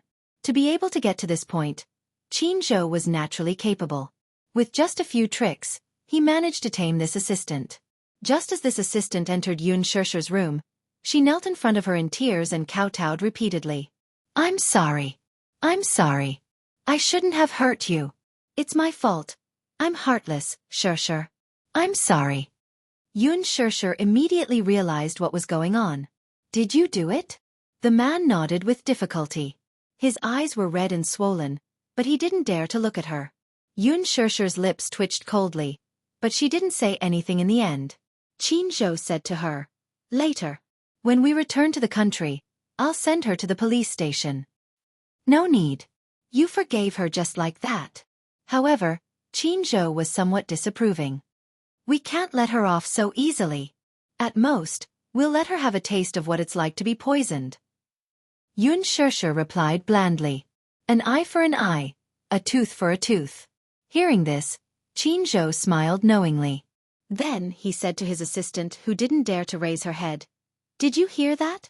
There's still some leftover drinks from you and Shishir yesterday. Finish them yourself." Ah! The assistant's eyes widened. Oh my God! The drinks that Yun Shishir finished yesterday were still in her bag. More than half of the bottle was untouched. Yun Shishir was about to collapse from vomiting after drinking a few mouthfuls. Then, after she finished half of the bottle, wouldn't she have diarrhea and vomit? She would be tortured to death. Half of her life would be gone. She would rather be sent to the police station. Qin Zhou stared angrily and said, "Why? You're not willing?" "I'm willing." Chapter 1556. The moment she finished the drink, her expression changed. She clutched her stomach in pain. She reacted quickly and violently. "Get out of here." Qin Zhou was still angry and kicked her. The assistant rolled on the ground and ran away. Yun Shishir gave her manager a teasing look and could not help teasing him. "Mr. Qin, I didn't expect that there would be a day when you make a mistake." Qin Zhou had a good eye for people. He did not expect that there would be such a troublemaker around him. Qin Zhou coughed awkwardly and quickly changed the topic. "Have you gotten over the jet lag?" "Barely." Yun Shishir thought that jet lag was not that easy to get over. "Are you still feeling unwell?" Yun Shishir raised her eyebrows. "Of course. How can I recover so quickly? I didn't expect this to happen. I didn't discipline her well." "I'm sorry," Qin Zhou said guiltily. Yun Shishir said helplessly, "It's okay. This is not what you want. Have a good rest. We'll have to prepare for the makeup later. The program will be recorded in the afternoon. Can you take it? If you can't, I'll contact the program team and ask them to postpone the recording." Yun Shishir shook her head. "It's okay. It's not that serious." "That's good." Qin Zhou nodded. Only then was he relieved. Gu Xingze had experienced something similar in the past. An anti-fan handed him a drink with superglue backstage. Out of his unconditional trust in his fans, Gu Xingze unscrewed the cap and took a sip. He fainted on the spot. On the way to the hospital, he regained consciousness and vomited blood several times. Qin Zhou was completely frightened. He did not know what was in the drink and thought that it was highly toxic. When he was sent to the hospital, it was diagnosed that the superglue in the drink had damaged the mucous membranes of his throat and esophagus. He was fine after a gastric lavage. However, His work had affected him greatly. He rested for more than 2 months before he recovered. Because of this incident, it caused a huge sensation. The funny thing was that the anti-fan was still underage. Under the pressure of public opinion, Gu Xingze even pleaded for the student to be forgiven by the law. After all, he was a public figure. He had to show generosity and love. At that time, Qin Zhou was so angry. If not for the fact that the anti-fan was underage, he would not have been able to hold himself back. He would have used some means to punish this crazy anti-fan. The doctor said that if he had been sent to the hospital a little later, the consequences would have been even more serious. Because of this incident, Gu Xingze had serious repercussions. His stomach problem was very serious, and he couldn't do without gastric medicine. This incident left a deep shadow in Qin Zhou's heart. He had once blamed himself deeply for this. Even though he was a public figure and had to endure this kind of negative damage, he still felt guilty for not being able to protect his artist. Gu Xingze comforted him, saying that he had nothing to do with it. He was the one who had let his guard down and drank the drink handed to him by a stranger. However, Qin Zhou still couldn't let go of this matter. He was still brooding about it. Therefore, Yun Shishi's incident this time made him even more alarmed. It seemed that he needed to reorganize the people in his team. Otherwise, this kind of incident would happen again. He could not stand by and watch his woman get hurt a second time. The program team sent a message to Yun Shishi to get ready for her makeup. Chapter 1557. The stylist started to work on Yun Shishi's makeup for today's date. Because it was recorded in Paris, it had a romantic theme. In the first episode, Yun Shishi's stylish makeup caused a heated discussion on Weibo. Her flawless good looks made countless people become her fans. Yun Shishi's team spent a lot of money to hire a top styling team. Therefore, during this period of time, whether it was attending press conferences or opening ceremonies, Yun Shishi's stylish clothes always became a beautiful scene. For a time, she was in the limelight. Yun Shishi's facial features were very sculptural. Her facial features were deep and her eyes were exquisite. Together with her makeup, she was flawless. Her skin was very good. Therefore, she could do the makeup that many Asian actresses could not do. This time, for Louis Vuitton's endorsement blockbuster, Yun Shishi tried on a European retro look. Her deep-set eyes, seductive eyeliner, seductive gaze, and bright red lips were especially stunning. It caused an uproar in the fashion industry. Even Yun Shishi was stunned. Oh my god! It turned out that makeup could really change a woman's temperament. She always thought that she could not do such a thing. In the end, when the video was released, Qin Zhou, who had always been sharp-tongued, did not say anything. It was too beautiful.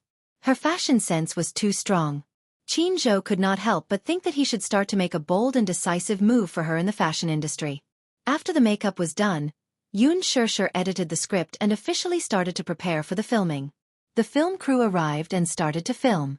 The script was designed for Yun Shishi to go on a second date with Gu Xingze in Paris. They went to the Eiffel Tower and the Louvre. Then, they had a passionate conversation in the most romantic restaurant. As the world's most famous romantic city, it was also one of the world's sexiest cities. Ernest Hemingway once said, "If you were lucky enough to live in Paris when you were young, then no matter where you go in the future, this memory will follow you for the rest of your life." The recording of the second episode of The Love Diary took a long time. Some scenes might only take a few minutes, but it took a lot of time to record. Even though it was a live recording, everything had to be done according to the script. If the director team was not satisfied, they would have to redo it. Because the hug between Gu Xingze and Yun Shishi when they met at the airport did not create a moving scene, the director directly cut it off and redid it. However, this was not the most tiring part of reality shows. Live recording, from the moment you open your eyes, there are cameras all around you. On the way to the rendezvous, cameras were installed at all 4 corners of the car. Yun Shishi felt a little uncomfortable. However, because they were in the middle of a recording, no matter how uncomfortable she felt, she could not show it. She could only endure the discomfort and force a smile. Gu Xingze, on the other hand, was keenly aware that she was not feeling well. What happened? He bowed his head and asked with concern, "You don't look good." As he spoke, he reached out and gently touched her face. His fingertips brushed against a layer of cold sweat. He could not help but frown. She was sweating, of course. It was not because of the hot weather. It was so cold outside the window. Cold sweat could only be because she was not feeling well. She was not feeling well? Chapter 1558. Therefore, her posture was a little stiff when they hugged. The director was not satisfied, so he asked for a retake. Gu Xingze actually said lines that were not in the script in front of the camera. Yun Shishir's brain suddenly stopped working. She did not know how to answer. "You're sweating," Gu Xingze reminded her. He took out his handkerchief and carefully wiped the cold sweat on her forehead. His eyes could not hide his love for her. Yun Shishir looked up and caught a flash of heartache in his eyes. She could tell that he was not acting. He really cared about her. Yun Shishir's heart skipped a beat. Her shoulders shrunk a little, and it was clear that she was a little conflicted. Gu Xingze's expression froze. Her movements were very small. At an angle that was not easily seen by the camera, she said no to his intimacy and concern. Her body language told him that this was just a reality show. She was acting. Her subtext was telling him not to get too involved in the show. She would take it seriously. Gu Xingze felt a sharp pain in his heart. However, he saw her smile slightly and said slowly, "I just arrived in Paris not long ago. I'm still jet-lagged. Because of today's date. I was a little nervous last night. I didn't have a good rest." This was the content of the script. There was not a single extra word. Gu Xingze's eyes dimmed. He was a little disappointed. She was actually resisting him. Gu Xingze adjusted his anxious mood.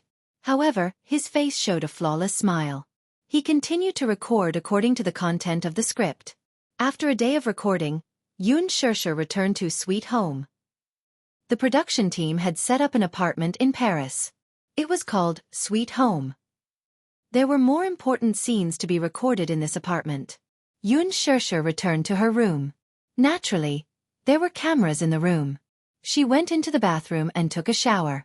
After putting on a bathrobe, she came out and put on a facial mask. Then, she said goodnight to the camera and went to bed. She usually didn't have the habit of wearing facial masks. In this aspect, she seemed to be more lazy. However, for some reason, even though she didn't have the habit of diligently maintaining her skin, the quality of her skin was still too good. However, the reason why Yun Shishir was wearing a facial mask on the show was because Qin Zhou had accepted a facial mask advertisement.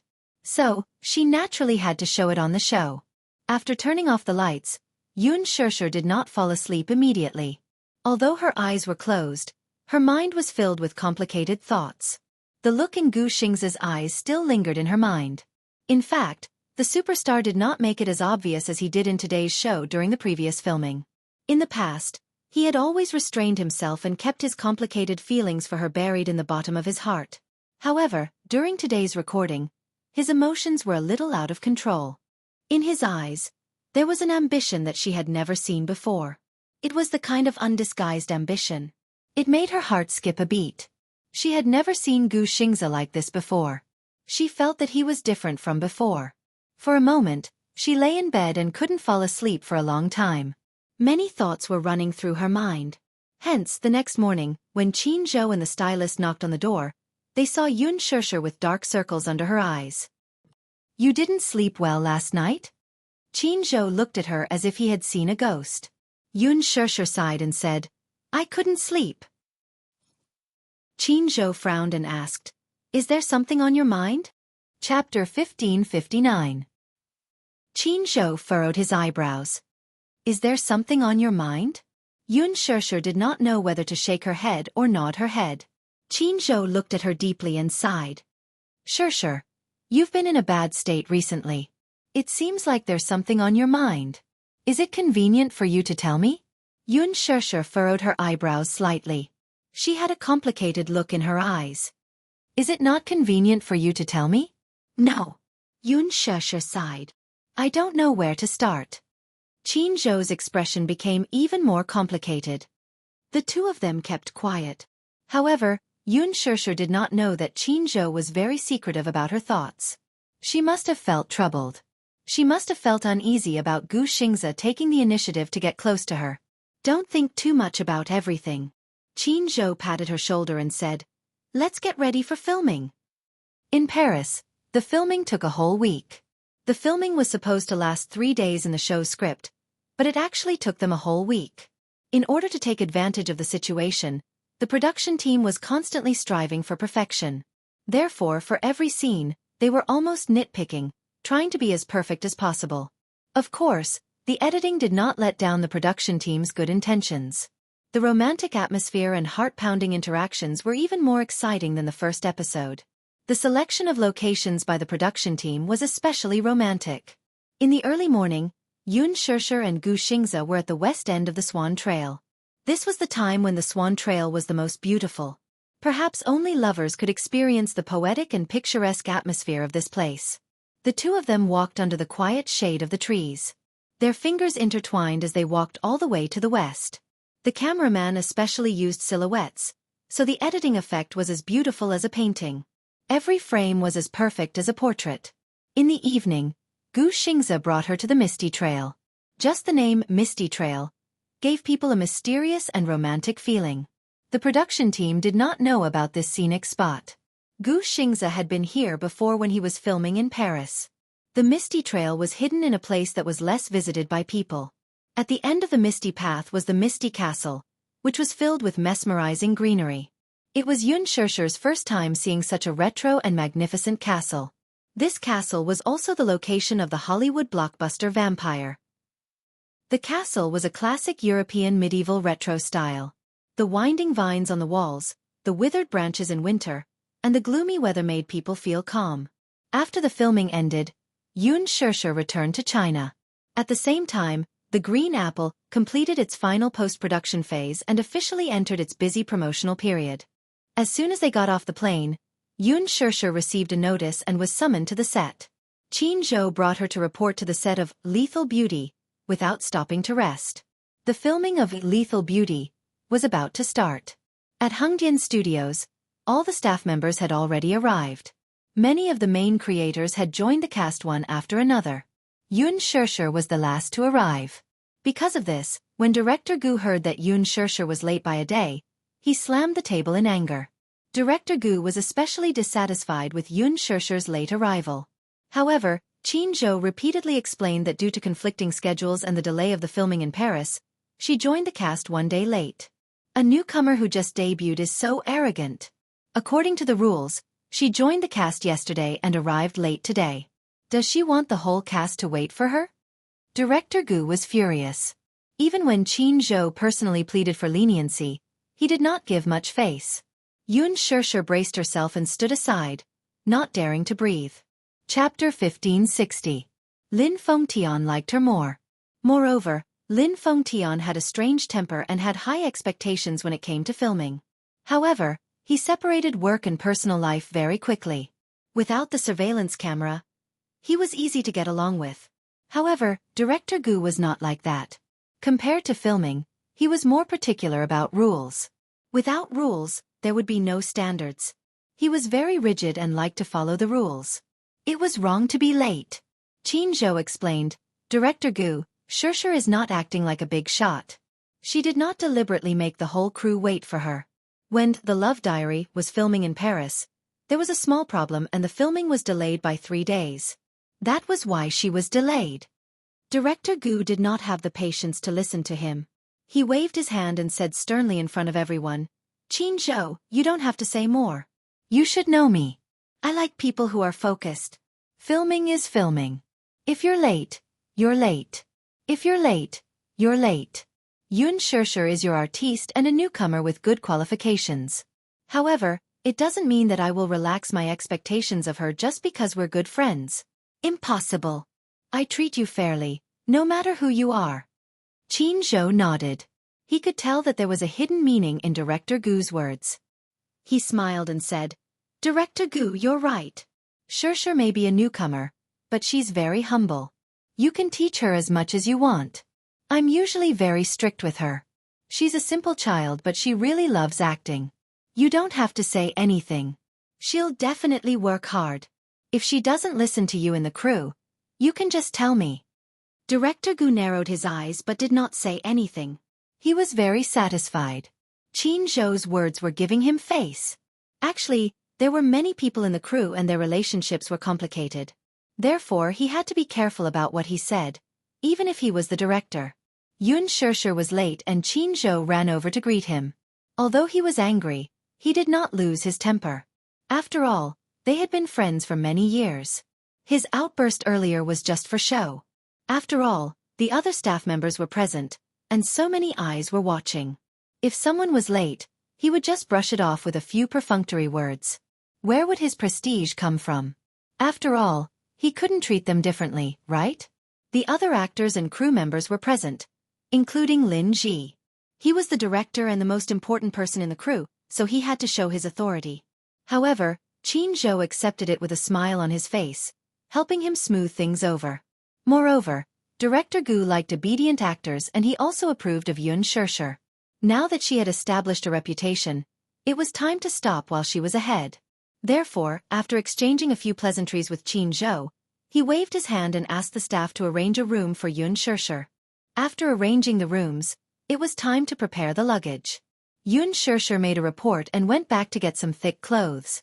After a while, the temperature would drop, and the clothes she had brought to Paris were too thin. Director Gu approved. Just as Yoon Shirshir was about to head home, she received a call from Mu Yaja. Have you returned? Yes, I just got off the plane.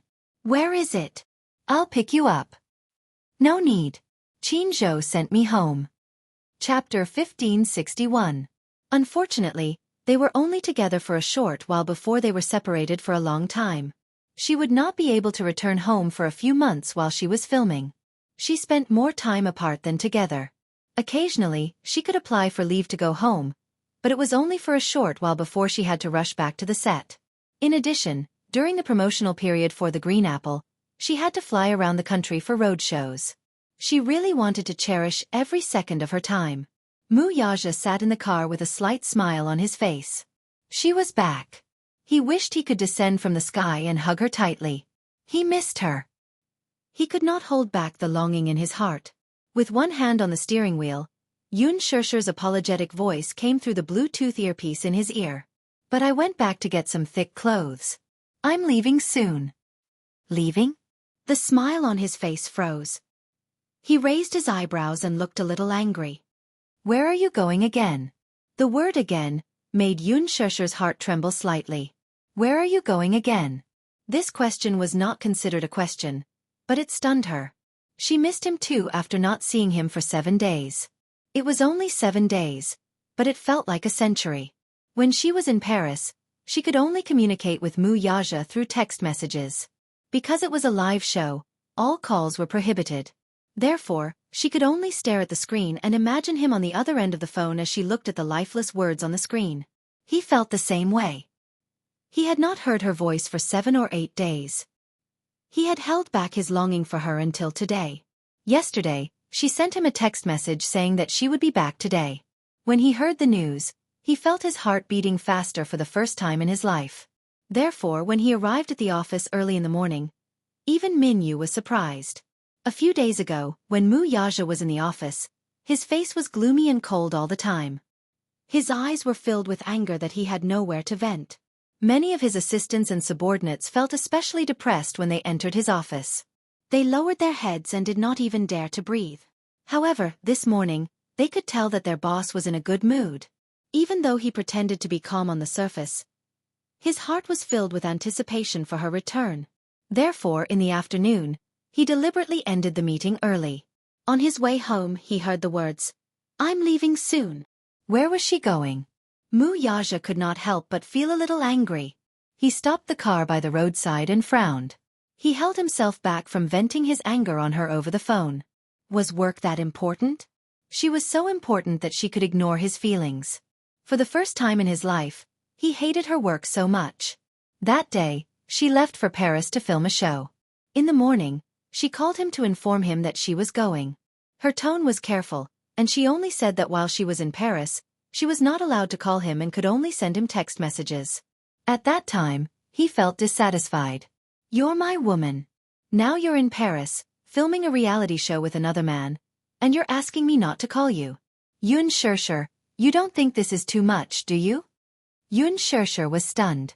There was a long silence on the other end of the phone and no one spoke. It was obvious that she felt guilty and guilty. After a long silence she said, "I'm sorry. Mu Yaja did not want to hear her sorry, so he hung up the phone. Chapter 1562. Initially, he had wanted to give her the cold shoulder. However, after just one night, he started to miss her and sent her a text message. She replied with an emoji. The text message was very boring. Looking at the black text on the white background, he could not stop imagining her expression. She was finally back in the country. While he was jumping for joy, she said that she was going home to get her clothes and was about to leave. Where was she going? As an artiste, she was busy with work and rarely spent time with her family. Although the pay was high, did he care about it? He let her work and do what she liked to do to give her respect. However, this did not mean that he did not care. He cared a lot. He did not like it when she used the time that belonged to him to spend on work.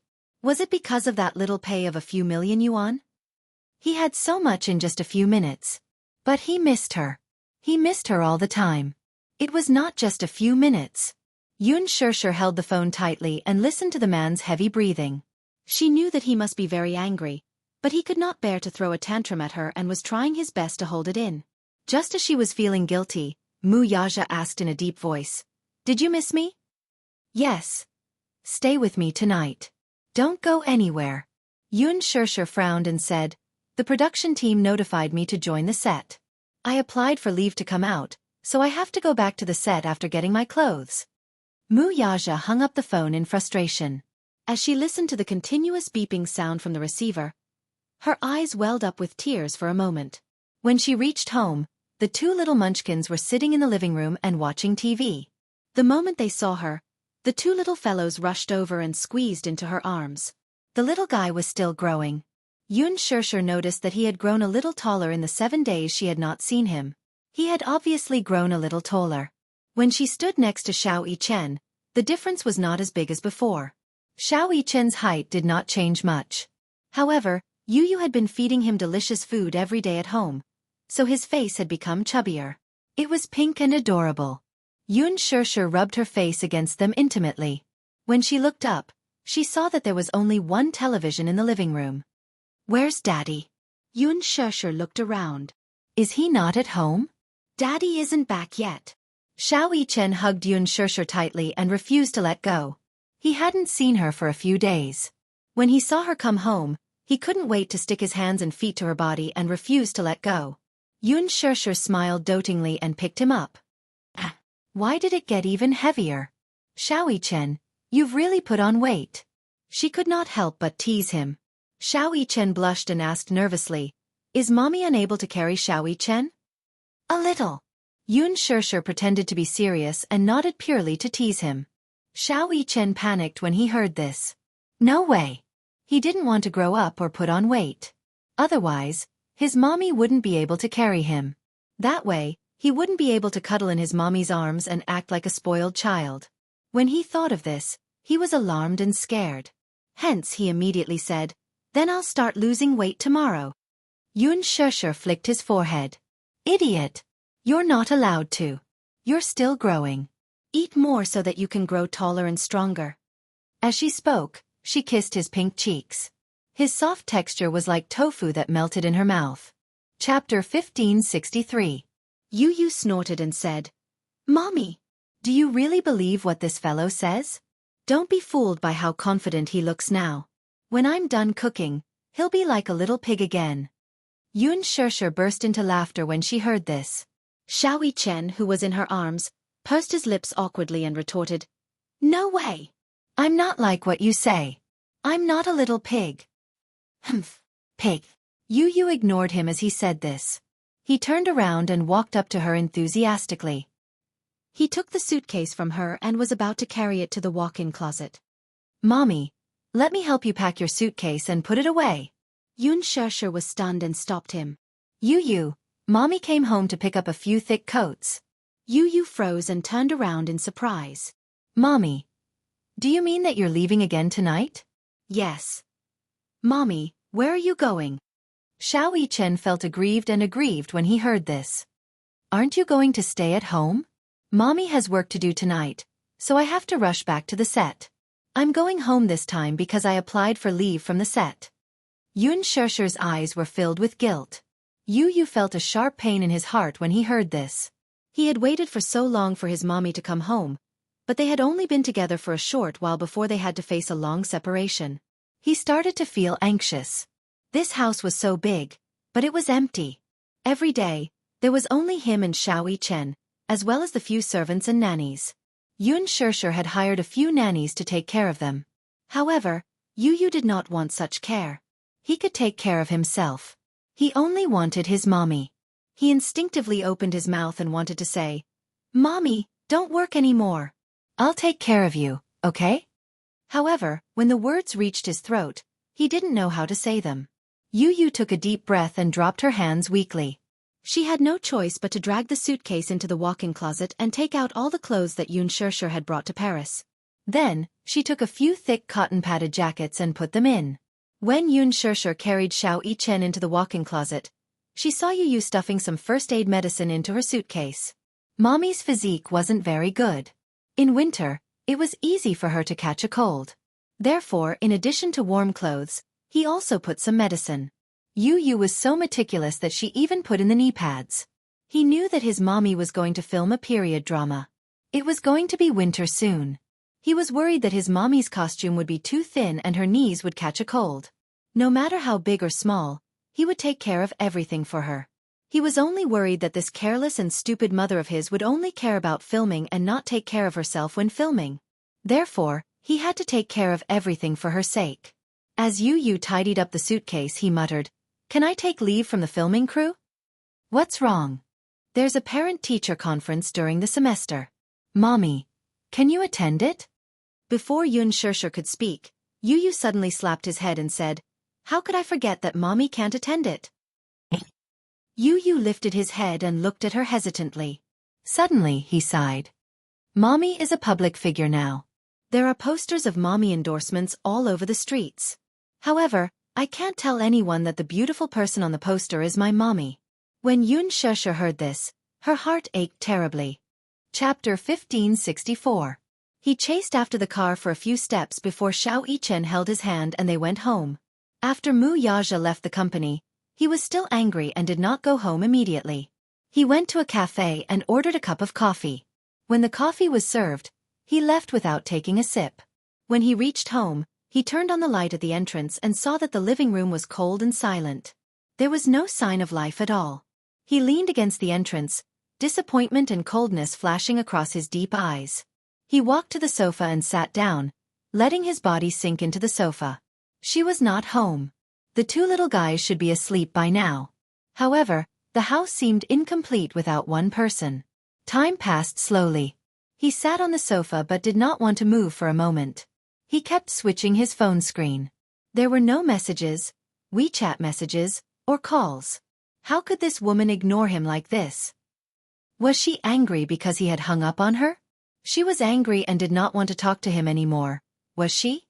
If that was the case, why didn't she think about why he had hung up on her? After she came home, she turned around and went back to work. What about him? Was she going to ignore him like this? Mu Yaja sank into the sofa.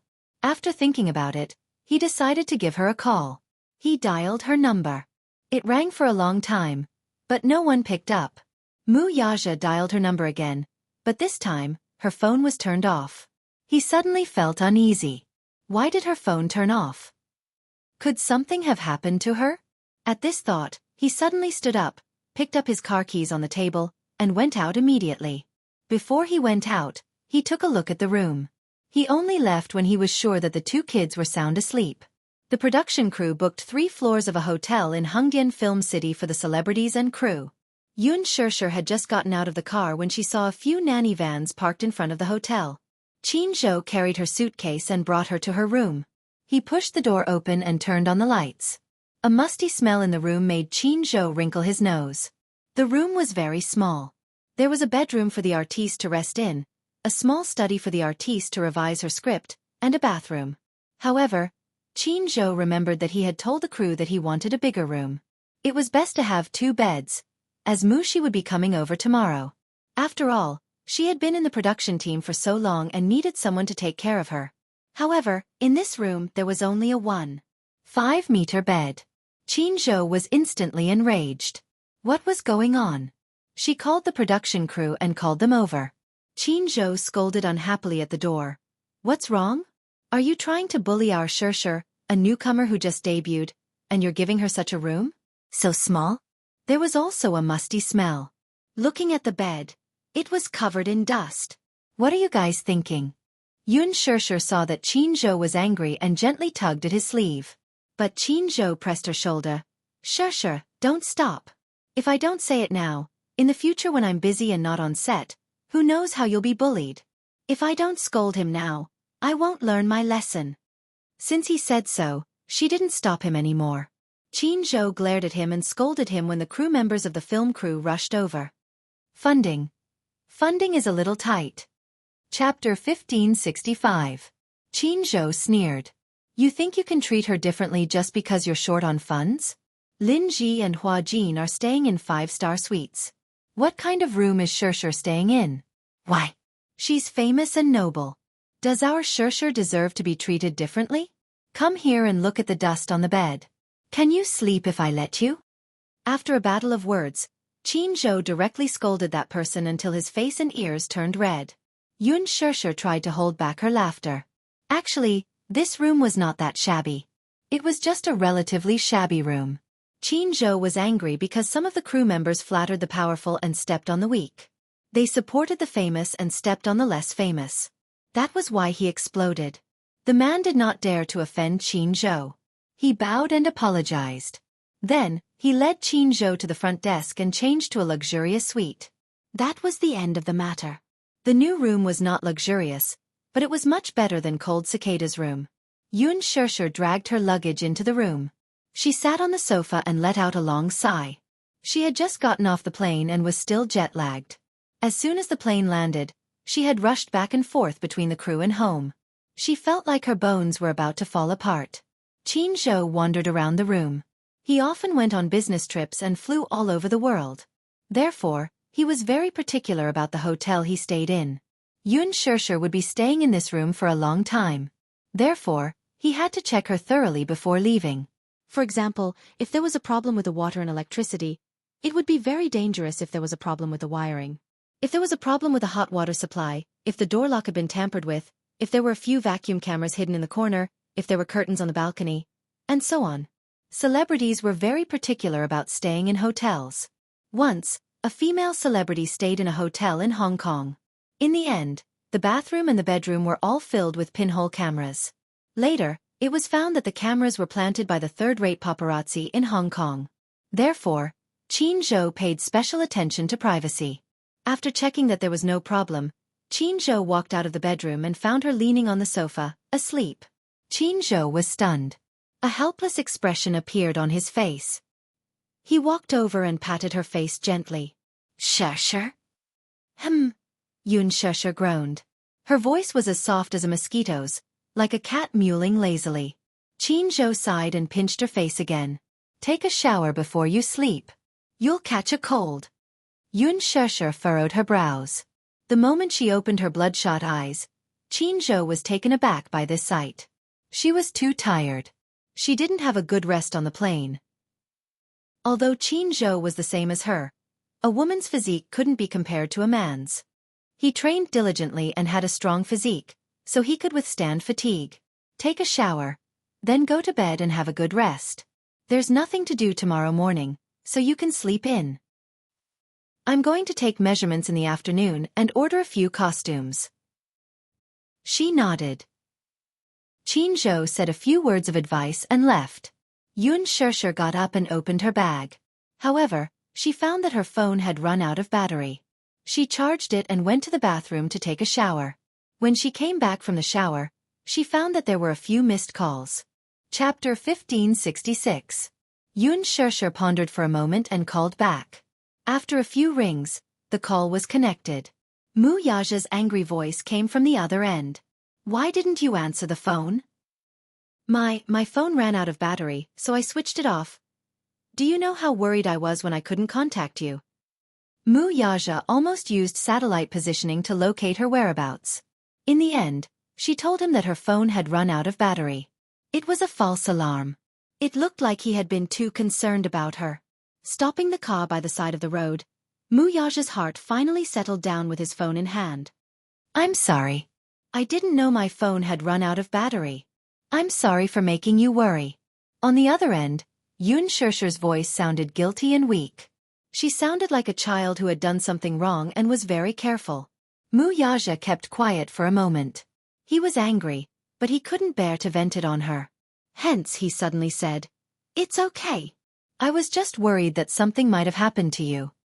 Okay, then I'm tired. I want to rest now. Yun Shirshir was really tired. Hence, she was eager to go to bed and rest. However, Muyaja didn't say anything. Okay. Go and rest. After that, he didn't wait for her response and went silent. Yun Shirshir said, Good night, and hung up the phone. She tried her best to lift her heavy feet and threw herself onto the bed. When she covered herself with the blanket and her head hit the pillow, she fell asleep almost instantly. Muyaja sat in the car in a daze for a while. Then he stepped on the accelerator and drove back to Shangti Walk. In the next few days, Yun Shirshir was so busy that she felt dizzy and disoriented. In the entertainment industry, it seemed like there was no limit to how glamorous she could be, but behind the scenes, there was a lot of bitterness. The next day, she slept until noon. Then she got up and put on makeup. In fact, she didn't have the habit of putting on makeup. However, now that she was on set, there were always reporters coming to visit her. Qin Zhou requested her to put on makeup whenever she went out and not to go out without makeup. Yun Shirshir had just finished her lunch when she was dragged by her manager to get her measurements taken for custom-made clothes. Her several sets of clothes were more complicated, and the construction period was faster, but it would still take half a month. After ordering the clothes, it was time for dance training. There were a few dance scenes in the play. Yun Shirshir had some foundation in dancing, but she needed some advanced training. The production crew hired a master dancer to train her and Lin Ji. For the next few days, he was so busy that he didn't even have time to take a breather. After returning to the hotel, she took a quick shower and went to bed. As a result, she only remembered to reply to Yu Yu's message the next morning. On this day, when Muyaja woke up and opened his eyes, he saw Yu Yu lying beside his bed. She was smiling brightly and her eyes were filled with flattery. Daddy, you're awake. As she spoke, Yu Yu blinked her eyes in an extremely flattering manner. Her long and black eyelashes fluttered, looking especially beautiful. Muyaja was taken aback. Daddy, did you have a good sleep last night? The little guy kept flattering and asking about his well-being. Muyaja stared at him. Then he said in a deep and hoarse voice, It's not good to offer a treasure for no reason. Daddy, you're wrong. I can't rape you, nor can I steal from you. However, there is indeed something that I need to discuss with you. Chapter 1567. Muyaja raised an eyebrow when he saw how serious he was, as if he had something important to discuss with him. What is it? Daddy, it's like this. With that, he snuggled into his father's blanket and lay on his chest with a grin. Cupping his cheeks, he fawningly gave him 2 kisses before asking with smiling eyes, My dear daddy, are you free today? No. Woo! Yu Yu frowned when she heard that. Can't I apply for leave? Muyaja pondered for a moment. You can, but it depends on what it is. Oh. He couldn't help but pinch Yu Yu's rosy cheeks and raised an eyebrow. Don't keep me in suspense. Just tell me, what's the matter? There's a parent-teacher conference this afternoon. Actually, Mommy's information was not logged in when I entered the school, so the teachers couldn't contact my parents. This time, at least one of my parents has to attend the parent-teacher conference. You can't go? Yu Yu said worriedly. Actually, I also feel that the parent-teacher conference is just a formality. There's no need to go. In the past, before Mommy entered the entertainment industry, she always attended every parent-teacher conference. But now, her identity is special and she can't show up. So, I can only ask Daddy for help. Okay. Okay. Muyaja agreed. What time in the afternoon? Yu Yu immediately replied happily. 2 in the afternoon. Okay. I'll be there in the afternoon. Okay. I'll wait for you at the school. Do you know the school's address? Yes. Moi. Daddy is so obedient. Yu Yu was satisfied and kissed him again. She was in a good mood. But can you promise me something when you go to the parent-teacher conference? What is it? Yu Yu winked and said, "Keep a low profile."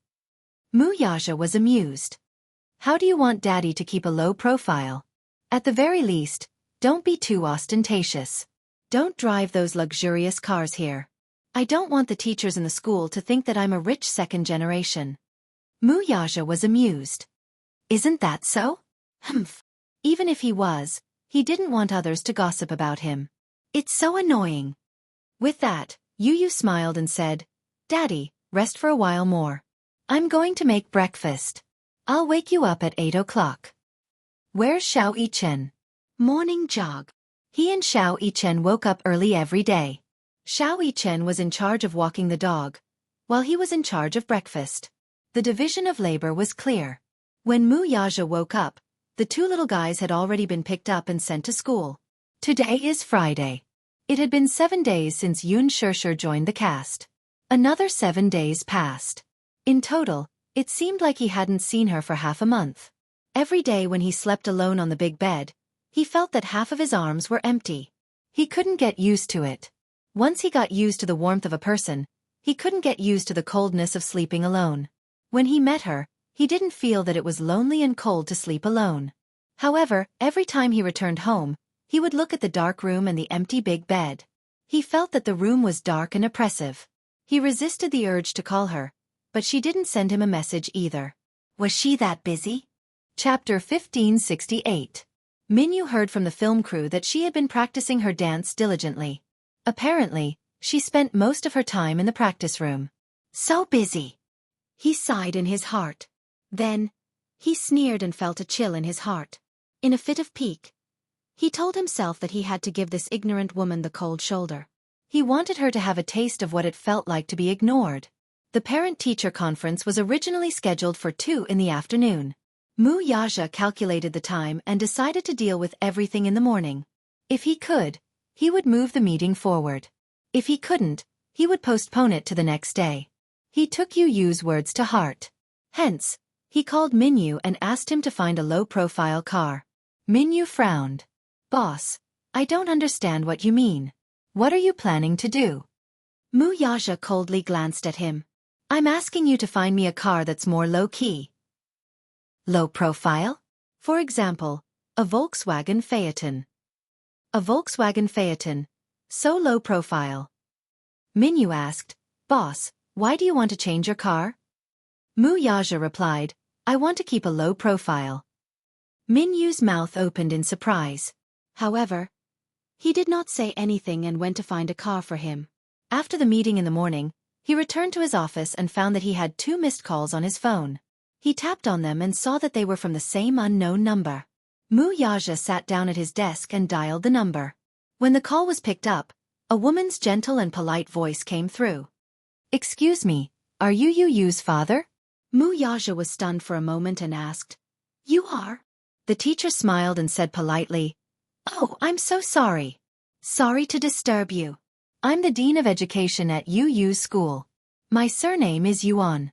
Is it convenient for you to come to the school now?" Mu Yaja frowned and raised his wrist to look at the time. It was only 10 in the morning. He could not help but feel suspicious. Isn't the parent-teacher conference at 2 in the afternoon? No, it has nothing to do with the parent-teacher conference. Hehe. Is it convenient for you to come over now?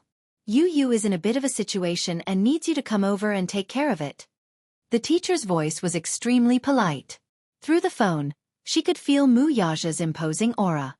Due to his imposing manner, she didn't dare to say it out loud for fear of angering him. Mu Yaja looked at the time again.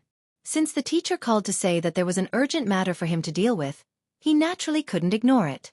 Even though there was still a video conference coming up, it had to be put aside. Mu Yaja said, "Good.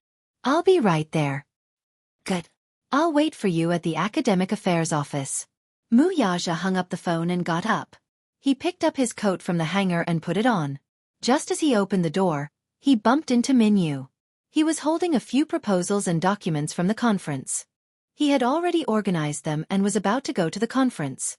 However, when he looked up, he saw Mu Yaja ready to go. He was a little surprised. "Boss, aren't you hot wearing so much? The heater is on in the conference room." Mu Yaja said decisively, "I'm going out." Postpone the conference until I come back. Chapter 1569. Minyu anxiously said, "If there's an emergency, leave it to me." Mu Yaja gave him a side glance. "Are you going to attend my son's parents' meeting?" Minyu. "I dare not." Mu Yaja snorted. "Then, hurry up and postpone the meeting." Minyu rushed over at once. F***CK. So, it's the little master's parents' meeting? He mistakenly thought that Xiao Yichen had caused trouble in school again. In fact, Mu Yaja usually did not attend any parent-teacher conferences or parent-teacher conferences that little Yichen's school had invited. Mu Yaja had always been absent from Xiao Yichen's parent-teacher meetings. Hence, in a sense, Yu Yu's parent-teacher meetings were Mu Yaja's first parent-teacher meetings in his life. When Mu Yaja arrived at the school, the main gate was closed. It was the 4th period of the morning. He parked his car in the parking lot and entered the school. When he reached the administrative office, he could hear the commotion coming from inside, even from outside the door. Among the noisy crowd, only a middle-aged woman's voice was particularly sharp and piercing. "Where are Yun Tianyou's parents? Haven't they arrived yet? Didn't they say that they'll be here soon? If I have to say, this child's parents have no sense of responsibility at all. Their child bullied a classmate in school and caused trouble, yet as his parents, they're still not here to settle the matter. How infuriating." A gentle voice hurriedly consoled her. "Madam Lin, please calm down." "Director Wu, you're still telling me to calm down? How can I calm down? How can I be calm? If your child is beaten up like this, can you still be so calm? Look at my son's forehead. It's bleeding profusely. Say, I wonder if it'll leave a scar in the future. This is too much. A 7-year-old child is bullying in school at such a young age? If he's like this now, what will happen when he grows up?" Yun Tianyu looked refined and polite on the surface, but who would have thought that he would do such a thing? "In my opinion, when he grows up, he will definitely be the scum of society." The teacher's voice was slightly dignified. "Mama Lin, your words are too much." They couldn't just rely on Lin Feng's words to determine the situation. Yu Yu hasn't explained what exactly happened. Let's wait for his parents to come and hear his explanation. However, the woman didn't listen to what the teacher said at all. She said unreasonably, "What's there to explain? It was wrong to hit someone. The child is still young and doesn't know any better. I won't argue with a child. But when his parents came, they had to give me an explanation. Otherwise, there's no way this matter will end just like that." At the same time, there was the sound of someone slamming the table in the office. The person was obviously furious. "Mrs. Lin, please be quiet. The other teachers are in class. Don't disturb the children in the other classes. We will definitely handle this matter fairly for you." Haha. It's good that you know. The school was a place to teach and educate people. Don't let some black sheep cause such a foul atmosphere. My child came to school to study, not to be bullied for no reason. Mu Yaja stood outside the door and listened for a while to sort out the logic. Chapter 1570. Based on what the woman had said, he had probably gotten into a fight with another child in school. Hence, the teacher had called him to come to the school to settle the matter. Why would you get into trouble for no reason? He was introverted and did not like to get into fights with others. Why would he hurt another child for no reason?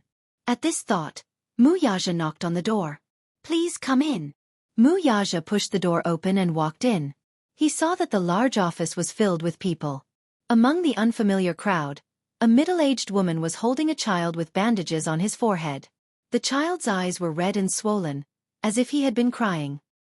He was nestled in the woman's arms and looked aggrieved. Yu Yu, on the other hand, was sitting next to a teacher in a white shirt with a badge on her chest. Compared to the teacher, who was in a terrible fix, Yu Yu was calm and unperturbed. From the beginning to the end, he acted as if nothing had happened and remained silent. In this farce, he did not open his mouth or say a single word. Even though this middle-aged woman was cursing and scolding in front of all the teachers in the academic affairs office, he acted as if it had nothing to do with him and did not say a single word. Or perhaps, he thought that it was pointless to talk to such an uncultured person like Mrs. Lin. If he were to speak, this woman would probably explode in anger. He sat there leisurely, but he looked a little disheveled. There were a few black shoe prints on his well-ironed school uniform, as if he had been in a fight. The moment Mu Yaja stepped through the door, everyone's curious gazes landed on him. He walked in and stood at the entrance. His imposing height of 1.88 meters made the large academic affairs office seem incomparably small. His extraordinary aura spread to every corner of the office. Even the middle-aged woman could not help but be stunned when she saw him. Before Mu Yaja entered the office, Lin Feng's mother had a lot of imaginations about Yu Yu's guardian. However, she had not expected this man to be so young and shockingly handsome. Too young. Too handsome. If it were not for the man's facial features resembling Yu Yu's, she would not believe that this man, who looked to be in his 20s, was Yu Yu's father. Are you Yun Tianyou's father? Lin Feng's mother glanced at him and asked casually. However, Mu Yaja did not seem to hear what she said. He did not even look at her as he walked over to Yu Yu. He bent down slightly in front of him so that they were at eye level. Yu Yu raised her eyes to look at him.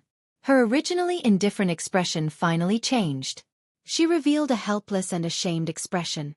Daddy, you're here? Mu Yaja nodded and looked him up and down. He asked gently, Are you hurt? His low, magnetic and mellow voice was like an aged red wine, making people who heard it unable to help but be intoxicated. Yu Yu shook her head and smiled. I'm not hurt. Humph. He's not hurt. It's our son who's hurt. Lin Feng's mother, who was standing behind them, slyly interjected. Mu Yaja ignored her. He carried Yu Yu in his arms and sat down on the chair beside the teacher. The moment he sat down, Yu Yu's discipline master stood up, feeling at a loss as to what to do. Chapter 1571. This man's aura was too intimidating. She was even more nervous than when the provincial education department came to inspect the school. He was clearly so young, but the aura on his body was like he was looking down on all living things. His entire body was exuding the aura of a superior. Even Lin Feng's mother, who had been arrogant from the moment she entered the room, could not help but restrain her attitude and twitch the corner of her lips. In the crowd, the man's presence was too eye-catching. Everyone was intimidated. If he did not speak, no one dared to speak.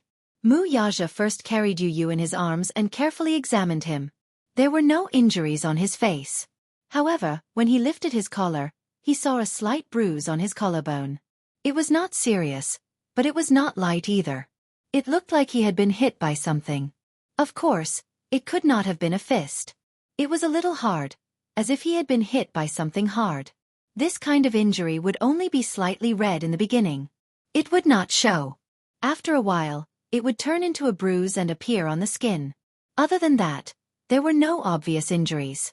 Compared to Yu Yu, the other child's injury was obviously more serious. When he was carried in his arms, he looked at Yu Yu with eyes full of grievance and hatred. It was obvious that these two children had been through an unfriendly war. However, in this war, Yu Yu was obviously the one who had the upper hand. In the past, he had a weak body and would have been at a disadvantage if he fought with other children. However, during this period of time, he had learned some defensive skills from Xiao Yichen. To Xiao Yichen, what he had taught him was just the basics. However, for a child of his age, this kind of skill was incomparably terrifying. Yu Yu was in a daze as he allowed Mu Yaja to examine him carefully. A strange warmth arose from the bottom of his heart. He had not expected this man to suddenly appear in the school. After this incident, the Dean of Academic Affairs had asked him for his parents' number to contact the parents to come to the school. The first thing he had done was give him Li Hanlin's number. However, Li Hanlin had been exposed when he called him. The dean was furious and asked for his number again. Yu Yu thought about it, but did not give Yun Shishir any information. Mommy is on set now. She must be very busy. Moreover, she was a public figure now. She could not appear in such an occasion. Where's Daddy? He must be very busy, right? Would he come? Knowing that he was in trouble, would he rush over to help him deal with it? In fact, such a matter could have been handled by Li Hanlin, but for some reason, he handed over Mu Yaja's number. Unexpectedly, he arrived in less than half an hour. He must have rushed to the school as soon as he received the call. Yu Yu's heart warmed and she couldn't help but snuggle into his embrace. For the first time in his life, he felt that he had someone to rely on. He thought to himself, it feels good to have a backer. It was a good feeling to be surprised. After Mu Yaja finished checking, he felt relieved. Yu Yu was not injured, which was the best result. As for what exactly had happened, he was not too concerned. He only knew that he should trust his son. He understood Yu Yu's character. He would not have any conflict with a child of his age. Chapter 1572. In Yu Yu's heart, these children were innocent and immature, so he always gave in to them. However, this did not mean that he would not ask about it.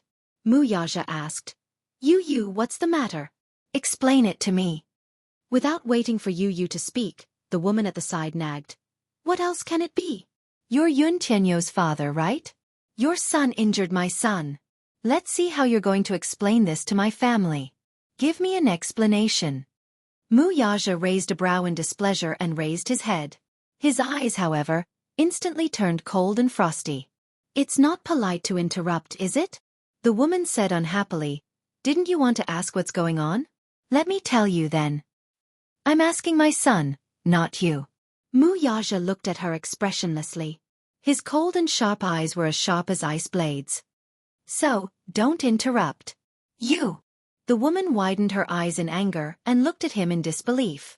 She then said to the discipline master, Teacher. Look at him. This person. He's so rude. The discipline master, however, was secretly criticizing her. Who's the rude one here? Yu Yu's father had always been calm. From the moment he entered the room, he gave off an elegant demeanor. Lin Feng's mother, on the other hand, gave off a rude vibe. However, in front of so many people, he could only keep his words to himself. The discipline master could only swallow his anger and say, Lin Feng's mother, please calm down. Yu Yu hasn't said a word since the beginning. Why don't you let him tell us what happened? Everyone is here. You should at least respect the child. Yu Yu has the right to speak too. The woman's red lips curled in disdain as she muttered under her breath. He did something wrong. What respect is there for him? Her voice was soft, but Muyaja still heard it. He looked at her abruptly. His eyes were as piercing as icicles. The woman felt as if she was being pricked by needles, and her hair stood on end. She glanced at Muyaja, only to see his frighteningly cold face. She shuddered in fear and did not dare to act rashly for a moment. The discipline master patiently asked, Yu Yu, tell us what happened? Nothing. I fought with him, but he's stupid and couldn't win. It's impossible for our Lin Feng to hit others. She pointed at him and said ferociously, Teacher Yuan, Lin Feng has always been a good boy. He gets along well with all the other children in the class. He loves each other. He loves each other. Look at him at such a young age, As soon as she finished speaking, Lin Feng, who was in her arms, burst into tears again. He was really good at acting. Yu Yu raised a brow but did not explain further. Instead, his lips curled into a sinister smile. The unruly curve of his lips was very similar to his father's. You didn't hit me? He paused and muttered to himself for a moment before saying viciously, Oh, you didn't hit me. Then I was bitten by a dog. You. The discipline master immediately stopped him. You. Don't talk nonsense. Yu Yu shrugged and obediently stopped talking. He did not want to lower himself to the same level as a childish guy. Anyway, he admitted that he had hit him. Chapter 1573. His mother had taught him from a young age that he could not lie. At the same time, as a man, he had to bear the consequences of his actions. He had to be responsible and responsible. He had always kept that in mind. He had never forgotten it. Muyaja asked again, Who started it? Him. Yu Yu pursed her lips. He started it? Yes. Then you fought back? Yu Yu said truthfully, Yes, he started it. He hit me with a pencil case. I was in pain, so I fought back. So you injured him? Muyaja's gaze was deep. Yu Yu stuck her tongue out and nodded. She did not forget to explain seriously, Daddy, it was legitimate self-defense. The man immediately raised his head and saw Mrs. Lin flatly deny. Our Feng didn't start it. It's clearly your son who started it. He doesn't admit it and even hit back. He's slandering us. After saying that, she rubbed the child's cheeks with heartache. Even though the child's forehead was bandaged, blood was still seeping out. It was a tragic scene. Sigh, my baby Feng has never been wronged like this since he was young. I don't know if this injury will heal or not. Will it leave a scar? It's on his face. Teacher Yuan said, Mrs. Lin, the injury on Lin Feng's forehead is not serious. Maybe it will heal in a few days. It probably won't leave a scar. The wound is quite shallow. Let's not make it so embarrassing. Harmony is the most important thing, right? Harmony is the most important thing. Mrs. Lin frowned. Teacher Yuan, it's easy for you to say that. Harmony is the most important thing? You say that the wound is shallow? Oh, it's not serious. It's not serious because it's not serious? So we're just going to let it go. Fine. If you're going to let it go, call his son over and beat him up for our Feng. Let's just let it go. When Teacher Yuan heard that, her expression froze. This Mrs. Lin was too much. How could she say that? It was just a child. How could she make things difficult for a child? Hit my son? When Mu Yaja heard this, he laughed coldly. I'd like to see who dares to touch a single strand of my son's hair. His words were not harsh, and his voice was not loud. He had a smile on his face, but he was imposing without being angry. When these words came out, everyone who heard them felt their scalps go numb. Their children don't know their manners, but their parents don't know either? Yu said, Daddy, don't lower yourself to their level. There are so many pairs of eyes in the class who made the first move. What's there to quibble about? Lin Feng attacked first. I let him have his way at first, but he became more and more aggressive, so I had to fight back. In the end, he made the first move, but in the end, he still couldn't beat me. How promising! Frightened by his words, the teacher hurriedly stopped him. Yu, don't talk so much. She had always known that Yun Tianyu was a mature child who surpassed his peers. He was responsible, and humorous. Although he was not the oldest in the class in terms of age, the other children treated him as a big brother. Therefore, she had a good impression of him from the bottom of her heart. Alas, Lin Feng's mother was not easy to get along with. She knew Mrs. Lin better. She was extreme, mean, and had an unforgiving tongue. Her words were especially tricky. Chapter 1574. It was said that he was a judge in the city's supervision department and had a lot of power. Therefore, Teacher Yuan didn't want Yu to offend such a powerful family. She had a good impression of Yu. Yu didn't buy it. Teacher Yuan, didn't you say that you would handle this fairly? I was just telling the truth. Teacher, do you believe me? Of course she believed him. Teacher Yuan had a complicated expression. She looked at Mrs. Lin and then at Yu. After weighing the pros and cons, she sighed.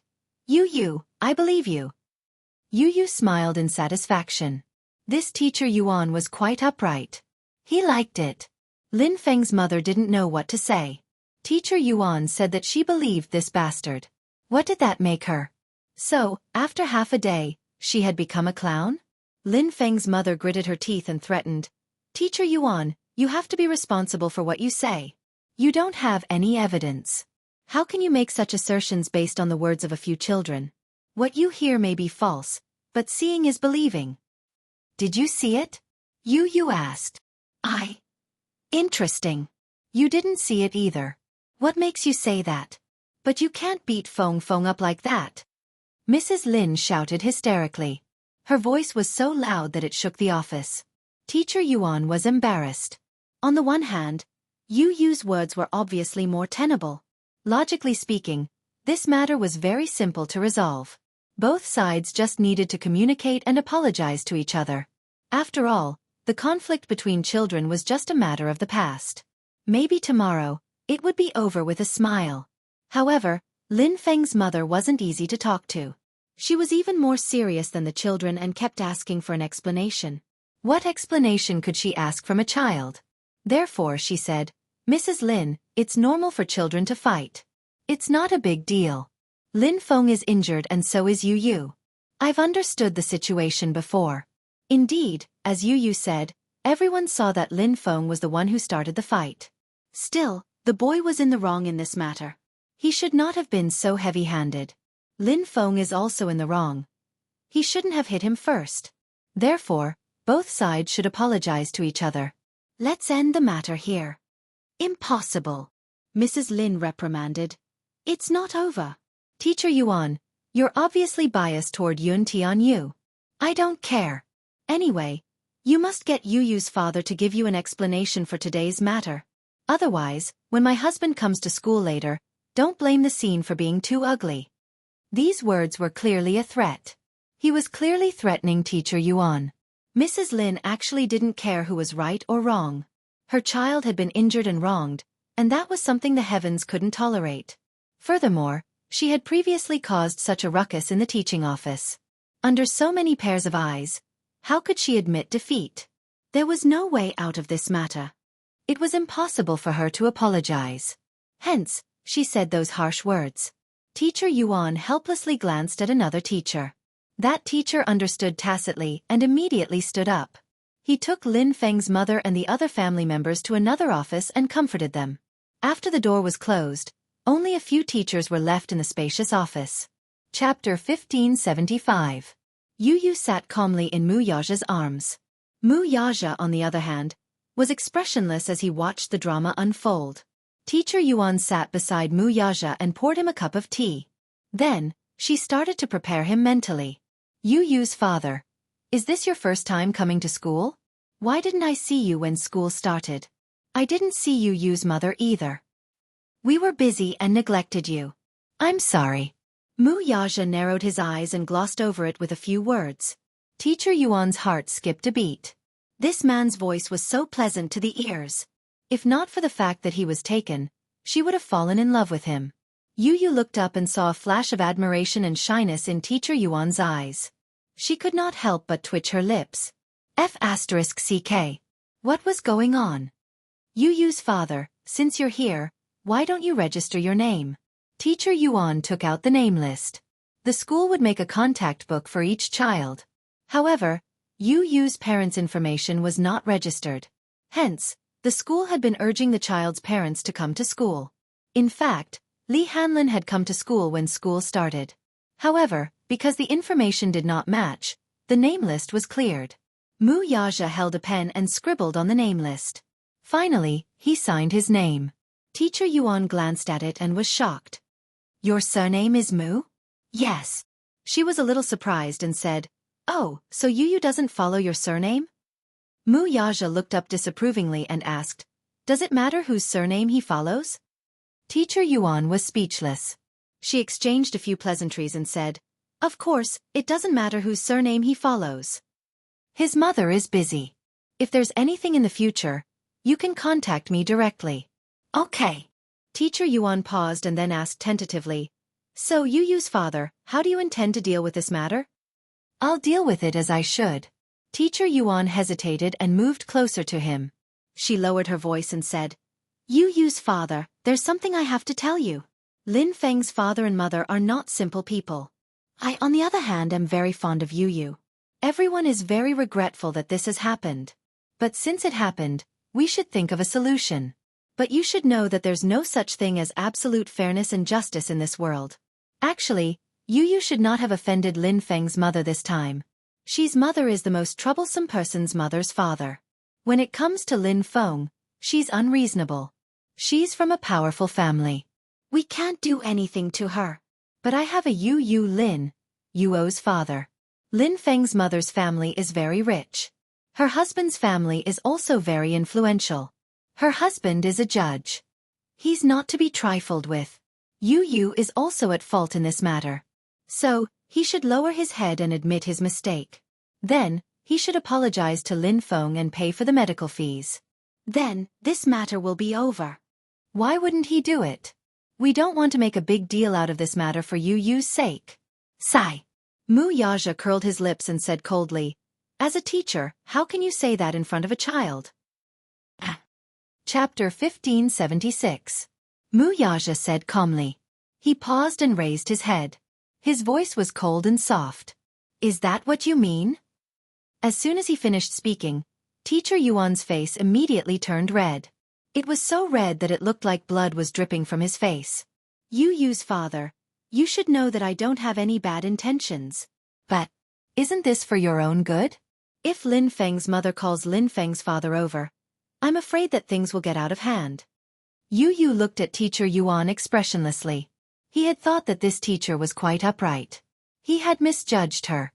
He wouldn't apologize. Even if he had to apologize and admit his mistakes, Lin Feng should apologize to him first, as he was also in the wrong. That was the basic principle.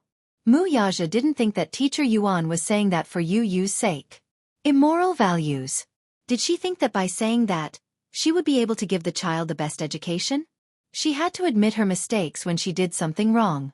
But that didn't mean that whoever had a stronger family background or a stronger father would have to bow down to the other party. That didn't make sense. Hence, Mu Yaja narrowed his eyes and said coldly, "The child is still young. I hope that the education he receives will at least be immoral." Teacher Yuan's words just now are disappointing. Yu Yu's father, please don't misunderstand. I really like Yu Yu. I'm only saying that for your sake. Mu Yaja interrupted her. There's no need for you to think that way. Teacher Yuan's face revealed a dejected expression. Yu Yu said, "Teacher Yuan, I didn't do anything wrong. Why should I apologize? Lin Feng was the one who attacked me first. I was just defending myself. The injury on his forehead wasn't caused by me. So, why should I apologize?" Yu Yu. Teacher Yuan was helpless. Why did Lin Feng hit you for no reason? I heard from my classmates that it was because you said harsh words that provoked him, so he was unable to restrain his anger and hit you. You shouldn't have scolded him and angered him. I didn't scold anyone. Yu Yu said innocently with a kind expression. Lin Feng had been humiliated and infuriated, so he had attacked first. At this point, Mu Yaja focused on the main point. Why did you have a conflict? Yu Yu suddenly pursed her lips and stopped talking. There can't be a conflict for no reason. Mu Yaja hugged his son's shoulders and said patiently, "Tell Daddy, What is the reason?" All right, I'll tell you." Helplessly sucking in a deep breath of cold air, he answered, "That's because he insulted me and Mommy." The reason why Yu Yu had insulted him was because Lin Feng had spoken rudely first. Yu Yu and Lin Feng were in the same class when they were in kindergarten. At that time, Lin Feng and Yu Yu didn't like each other. Everyone in the class, regardless of gender, liked to play with Yu Yu. They stuck to him and said, "Yu Yu long" and "Yu Yu short" all the time. However, no one was willing to play with him. Lin Feng was used to being spoiled at home. Therefore, he was arrogant and had a strong physique. Many children stayed away from him. Chapter 1577. Yu Yu could not gain any advantage over the tall and burly Lin Feng.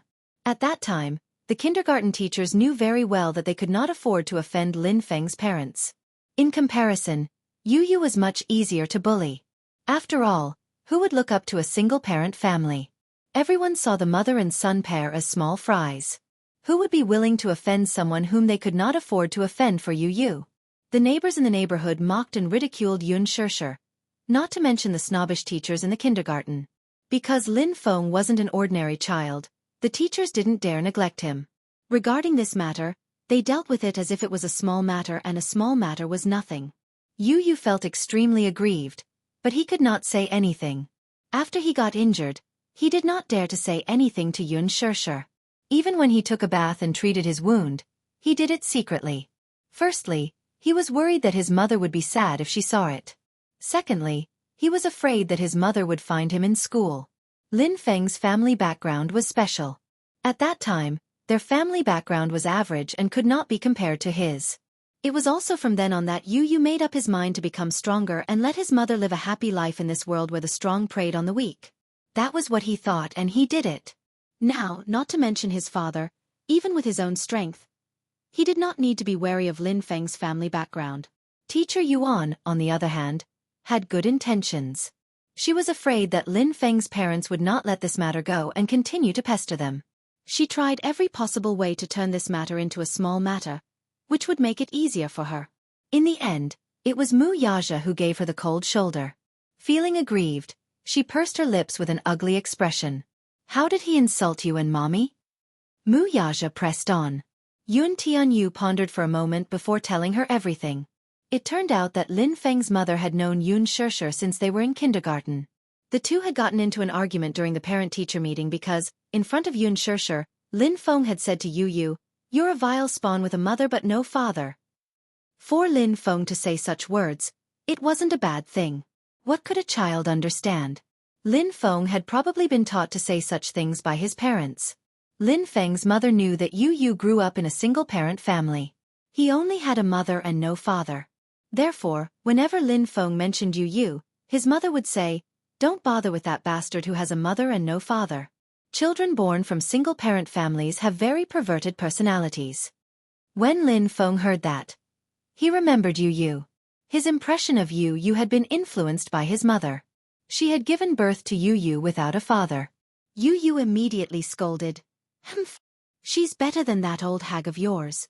She had said that in front of Lin Feng's mother. She had said it on purpose. When Lin Feng's mother heard that, she slapped Yu Yu on the spot. When Yun Shishir saw that, how could she bear to see her precious baby being wronged? She immediately slapped Lin Feng's mother in return. The two quarreled in front of so many parents until their faces turned red. This was the first time Yun Shishir had lost control like this. She was so agitated that her whole body trembled. In the end, the principal rushed over and stopped this farce. However, this feud was formed just like that. Chapter 1578. First, he asked in a strange tone, "Is your mommy coming to the parent-teacher conference today?" Yu Yu did not raise his head and said indifferently, "My mommy isn't coming." Lin Feng was about to sneer at him when Yu Yu said, "My daddy is coming." Lin Feng's eyes widened. "I thought you didn't have a daddy?" His mother had always told him that Yu Yu did not have a father, but he said that his father would come to the parent-teacher conference? Could it be that he was bragging? Yu Yu did not pay much attention to him. He did not want to talk to him. However, as soon as class ended, the classroom was filled with gossip about him. Lin Feng went around and told the other children that Yu Yu only had a mommy and did not have a daddy. Yu Yu said that his daddy would come to the parent-teacher conference in the afternoon. If he was not bragging, then his mommy must have found a wild man outside. When Yu Yu heard this, he immediately went to Lin Feng to argue. Of course, Lin Feng was not as eloquent as Yu Yu. After a few arguments, he was at a disadvantage. In a moment of anger, he raised his fist and punched him. In the past, Yu Yu would not have been able to win against him. However, after the summer break, he had learned some fighting skills from Xiao Yichen. In just a few moves, he had subdued this arrogant and despotic little guy and beaten him black and blue. Even though he was also injured, it wasn't as bad as Lin Feng's. Lin Feng cried and threw a tantrum. The whole family gathered and majestically rushed to the school to demand an explanation. When Mu Yaja heard this, his face darkened. What did he mean by having a mother but not a father? Mu Yaja did not dare to imagine how Yun Shishir and Yu Yu had spent the past 7 years. Could it be that this kind of vile mockery had accompanied Yu Yu throughout his childhood? At the thought of this, Mu Yaja's heart ached. Such unbearable words actually came from the mouth of a 7-year-old child. It was hard to imagine how low this child's upbringing was. Lin Feng's mother had acted so arrogantly, and teacher Yuan had said that Lin Feng came from a rich and powerful family. How could he raise such a rude child? He was an adult, so naturally, he couldn't argue with an ignorant child. For a child to have such a good upbringing, it was all because of the parents' education. Hearing this, Mu Yaja let out a cold snort. His eyes glinted as he said coldly, You didn't do anything wrong." These words were undoubtedly meant for Yuan Laoshi to hear. At the same time, it also expressed his stance and attitude. His child did not need to apologize to anyone. The other party had insulted him and attacked him first. Regardless of whether it was due to emotion or reason, his son had merely used a legitimate form of defense. What was wrong with that? When teacher Yuan heard this, his face turned red. He wanted to say something but stopped himself. He didn't know what to say. Chapter 1579. Pausing for a moment, teacher Yuan explained sincerely. Everyone says that a school is a place to educate and educate. In the process of education, as a teacher, we do need to take up the responsibility of educating our children. But this responsibility is a responsibility, and as a parent, we have to shoulder it. In school, the 4 seasons of the year, 2 semesters, 7 hours a day. The rest of the time, we spend with our parents. In terms of education, parents also have an undeniable responsibility. But as you know, which child these days isn't precious? If the teachers are strict with their education, those parents who dote on their children will trample over the school's threshold. Especially Lin Feng's parents, They are especially tricky and cannot be provoked. I don't know how to educate them. I can only do my part. But in this aspect, I especially like Yu Yu. Yu Yu is young, but he is very mature and sensible. In class, he is obedient and respectful to his teachers. I especially like him. So, as a teacher, I can only hope that you don't let your child suffer too much in this aspect. More importantly, I don't want you to offend the Lin family. Maybe you will say that I am snobbish, but this is the cruel reality of society. I really have no choice. I am doing this for Yu Yu's sake. This long speech sounded sincere, but Mu Yaja felt that it was too laughable and pompous. This kind of reason was not valid at all. Yu Yu's face was also cold. From the beginning to the end, he remained silent and did not say a word. As he watched Teacher Yuan patiently persuade him, he felt that it was ridiculous. Did you know why he worked so hard? He worked so hard to live a life far away from these idiots. Yu Yu pursed his lips and said unhappily, Teacher Yuan, I don't like what you are saying. What do you mean by can't afford to offend them? Yu Yu, why are you disobedient? Teacher Yuan was so angry that she was about to cry. She helplessly glared at him. She sighed, turned her head and said to Mu Yaja, Yu Yu and Lin Feng don't see eye to eye. Wait until we resolve this peacefully. I'll see if we can separate Yu Yu and Lin Feng. Then, we'll be in different classes. Anyway, I think that Yu Yu is a very likable child. No matter which class he is in, the children are all willing to play with him. But this Lin Feng is an accident. Class allocation? The corners of Mu Yaja's lips curled up coldly. I don't think there's a need to divide classes. After today's incident, he would transfer Yu Yu to the same school as Xiao Yichen. Yu Yu went to this primary school because of the school district. Because of Yu Yu's household registration, he went to this primary school. He didn't expect that the teachers in this school were so bad. Coincidentally, he was transferred to the same primary school as Xiao Yichen. The two brothers could be companions and take care of each other. Compared to Yu Yu, Xiao Yichen was like the king of the mountain in school. Perhaps it was because he was handsome, so all the girls liked him. Perhaps it was also because he had a strong physique, so all the boys in the school admired him and were willing to be his fans. Xiao Yichen's school was funded by an education corporation that was working with Mu Group. Mu Group had also invested a large sum of money in the education of the teachers. The standards of the education were outstanding. In addition, with Xiao Yichen taking care of him, Yu Yu didn't have to worry about being bullied. Chapter 1580. Teacher Yuan looked surprised. She couldn't hold it in any longer and said bluntly, Yu Yu's father, I'll be honest with you. Previously, there was another child who didn't get along with Lin Feng. The parents of the two children got into a fight because of everyone. In the end, both parents refused to back down. In the end, Lin Feng's father stepped in and used some tricks. In the end, the child had no choice but to transfer to another school. That's why I told you not to go against the Lin family. Mu Yaja closed his eyes impatiently. He couldn't control himself and was about to explode when he heard Teacher Yuan's words. The door was suddenly pushed open. It was the principal of the school. She hadn't expected that the principal would be alarmed by this incident. Teacher Yuan stood up in shock. She said in a trembling voice, Principal Wu, why are you here?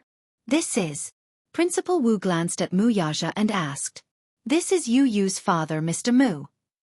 Oh, nice to meet you, Mr. Mu. Principal Wu greeted him indifferently. Then, he regained his solemn expression and said, Teacher Yuan, please come to my office for a moment. After saying that, he turned around and left. Teacher Yuan suddenly felt uneasy. She said goodbye to Mu Yaja and left in a hurry. The moment the door closed, Yu Yu suddenly covered the back of Mu Yaja's hand. Daddy, why did you come to school? I remember that you have a meeting in the morning. Why don't you go back to work? I'll take care of things here. It won't be a problem. Yu Yu was considerate of him. He didn't want to delay his trip. Mu Yaja lowered his head and looked at him with his deep eyes. He asked coldly, Has it always been like this? Ha! Everyone says that about you. Yu Yu was stunned. He was probably referring to the fact that for the past few years, people had been saying that he had a mother but no father. He didn't want to talk about it.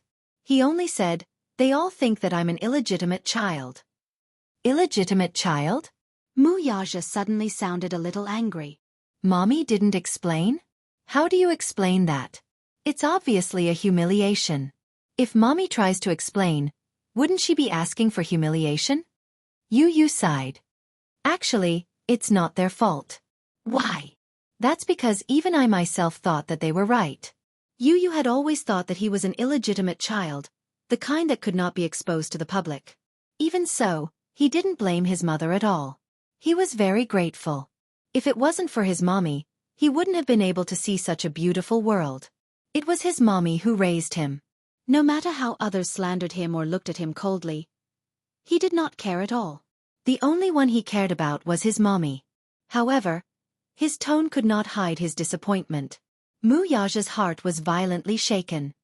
He immediately blurted out, "You're not." Muyaja gently caressed his little face. You're not an illegitimate child. You've never been one. He was anxious to let this little guy know that he was not an illegitimate child. He was not someone who could not be exposed to the public. Daddy really didn't know about your existence for the past 6 years. When Muyaja thought about how Yu had talked about those humiliating things in such a calm tone, he felt as if his heart had been pierced by a sharp sword. Yes, his heart ached. His heart ached for Yun Shirshir.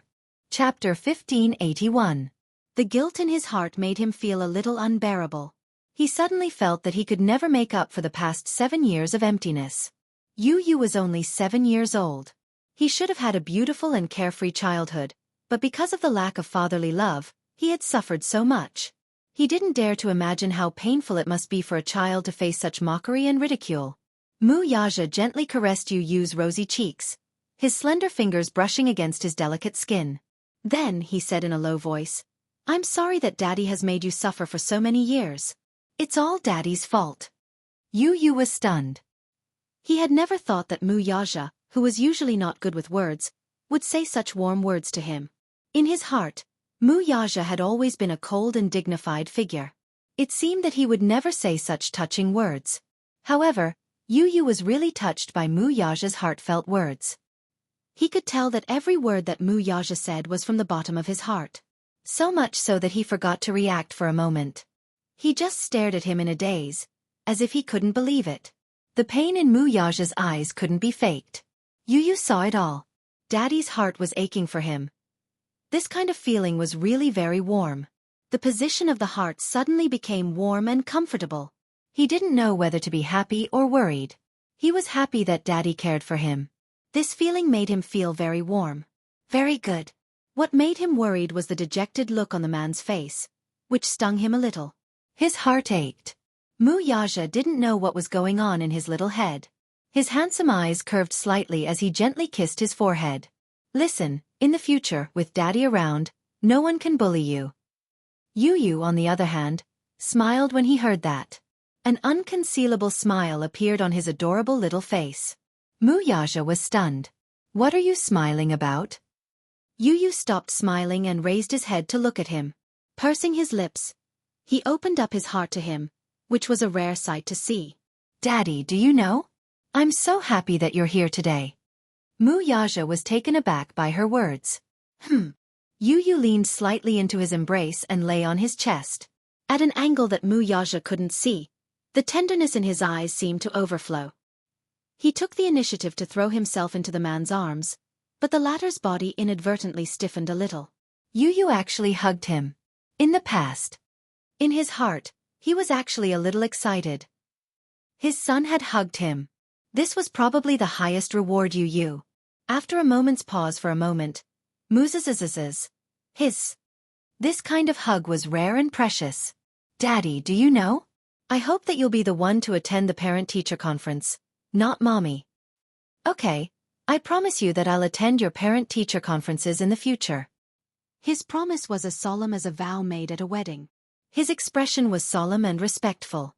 This time, however, Yu was so amused that he lost his cool. Daddy, you're so serious. You're so cute. Muyaja. Actually, in the past, Mommy and I relied on each other for survival and were always looked down upon. I didn't feel wronged, I just felt indignant. Chapter 1582. Yu continued. Grandpa used to ask Mommy to find a good man because he said that if the family didn't have a man of indomitable spirit, others would look down on us. But Mommy has always wanted to be strong. She has always been alone because of my feelings. So I thought that if I didn't have Daddy, I would have to be strong to protect Mommy and this family. Pausing for a moment, a smile appeared on his adorable face. But it's different now. Yu lifted his head from his arms and looked at him seriously. Daddy, I have you. Muyaja looked at him tenderly. Suddenly, he stroked his cheek gently. Yu placed his hand on the back of his father's hand. Daddy, you will always be with Mommy and me, right? Yes, Muyaja said seriously. I will do it. That's great. But Daddy, if you were to resolve today's matter, how would you resolve it? Yu suddenly asked. He was a little curious about how his father would resolve this matter. If he hadn't stepped in this time, with his methods, he would have definitely bullied the Lin family. Now that he had the ability and capital to do so, he didn't need to be bullied by others anymore. But since his father had stepped in, he would naturally let him handle it. When Muyaja heard this, he said domineeringly, I won't let anyone who bullies my son off. Yu was once again amused. Very good, that's very Daddy's style. As he spoke, he suddenly asked quietly, do you know why that brat Lin Feng doesn't see eye to eye with me? Why? Because he has a crush on a girl in class. She's always following me around all day long. That brat is probably jealous, so he's always looking for trouble with me. Yu's tone was as mature as an adult's. It didn't match his adorable appearance at all. Muyaja's lips twitched violently. He was still so young, but he already had the entanglement of love and hate in the adult world. Kids these days are so precocious. Because of a girl, he actually started to imitate adults to fight for a girl's affection. Are there many girls who like you in class? Muyaja brought up Yu's troubles. He let out a melancholy sigh, and the expression on his face instantly turned gloomy. Yeah, a lot. It's very annoying. Isn't it great? Muyaja was very satisfied. Just like me back then. What's so good about it? Those girls are always chattering around me. I don't like it at all. Yu said honestly, I like quiet girls. He liked quiet girls, but he didn't like girls who always surrounded him and weren't reserved at all. Although children at this age might not know anything about love, they simply liked him and wanted to play with him because they were moved. But there were too many people chasing after him, and he couldn't handle it. The girl whom Lin Feng liked was recognized as the cutest girl in the class. He had been in love with her for a long time, but compared to the filthy Lin Feng who played all day long, she preferred the elegantly dressed Yu, who looked like a little prince. Because of this, many girls in class were jealous of Yu. Chapter 1583. As the father and son were talking, the door was pushed open. The principal led Lin Feng's mother and Lin Feng into the room, followed by teacher Yuan. The father and son raised their heads and saw Lin Feng's mother glaring at them like a tiger watching its prey. It seemed like the principal and Lin Feng's mother had reached a consensus. They were on the same side. As soon as they entered the room, Lin Feng's mother's expression was even more domineering than before. There was a provocative look in her eyes. As soon as she sat down, she announced arrogantly, I've already called my husband. He'll be here soon. She looked as if she was waiting for her husband to come and do something to them. In other words, she was telling him to wait. Muyaja remained expressionless while Yu looked disgusted. This was a classic example of using power to oppress others. The principal exchanged a few pleasantries and comforted them. Then he said to Muyaja, Mr. Muyaja, is it convenient for me to say a few words? He had talked to Lin Feng's mother before. Lin Feng's mother had said that they couldn't let this matter go. They had to give her an explanation. She had to regain her dignity. The principal agreed and promised that he would ask Yu's parents to give her child an explanation and apologize. Therefore, he wanted to take advantage of Lin Feng's mother's situation. He wanted to help Lin Feng's mother regain her dignity. Muyaja said coldly, It's not convenient. The principal was stunned. What do you mean? Muyaja said coldly, Didn't you ask if it's convenient for me to say a few words? I said, It's not convenient. His arrogant reply left the principal dumbstruck. Naturally, he did not know Muyaja. He was just the principal of the school. With his status, he had never even seen Muyaja, let alone get close to him. When he saw that Mu Yaja was young, he thought that he was a youngster. Therefore, he wanted to use his status as an elder to oppress him. He did not expect to be humiliated at the beginning. The principal said, "Mr. Mu, you're being unreasonable." Mu Yaja smiled coldly. Reason is for people to listen to. The principal and Lin Feng's mother didn't know what to say. When Yu Yu heard this, he could not stop laughing. He finally understood who he had inherited his poisonous tongue from. It turned out that he had inherited it from his dear daddy. Who would have thought that his father's venomous tongue would be so frightening? Lin Feng's mother said impolitely, "I advise you to keep your mouth clean. Don't make the situation too ugly when my husband comes and embarrass you." The moment she opened her mouth, it was a threat. Her bearing was overbearing. Her attitude was high and mighty. Yu Yu laughed. He raised his head and snickered. "Daddy, this auntie actually said that she's going to embarrass you. That's amazing." Although he was snickering, he did not hide the mockery on his face. His voice was not soft either. Therefore, everyone present could hear his mocking laughter loud and clear. Lin Feng's mother was completely enraged. After living for so long, she had actually been mocked by a 7-year-old child. She was flustered and exasperated as she shouted at Mu Yaja, "Hey! Look at your son. Aren't you going to discipline him? Look at how young he is. What kind of nonsense is he spouting?" Chapter 1584. I don't know how you educate your child. Not only is he like those delinquents in society, fighting and causing trouble, but he's also rude to his elders. He doesn't know how to be polite at all. It's the father's fault for not teaching him well. I really don't know how you teach your child. Her rude words made Teacher Yuan frown. However, she remained silent and did not interrupt. She did not want to get into trouble again. Yu Yu suddenly snorted and asked, "Auntie, have you studied before?" "What do you mean?" Yu Yu said coldly, "I just want to ask, do you know what the idiom frog in a well means?" Lin Feng's mother was furious. Yu Yu smiled. "Look at your expression. You don't know what this idiom means, right? Sigh, you're so uncultured." She turned to Mu Yaja. "Why don't you teach him a lesson?" Mu Yaja acted as if he did not hear her. He lowered his head and pinched Yu Yu's cheek.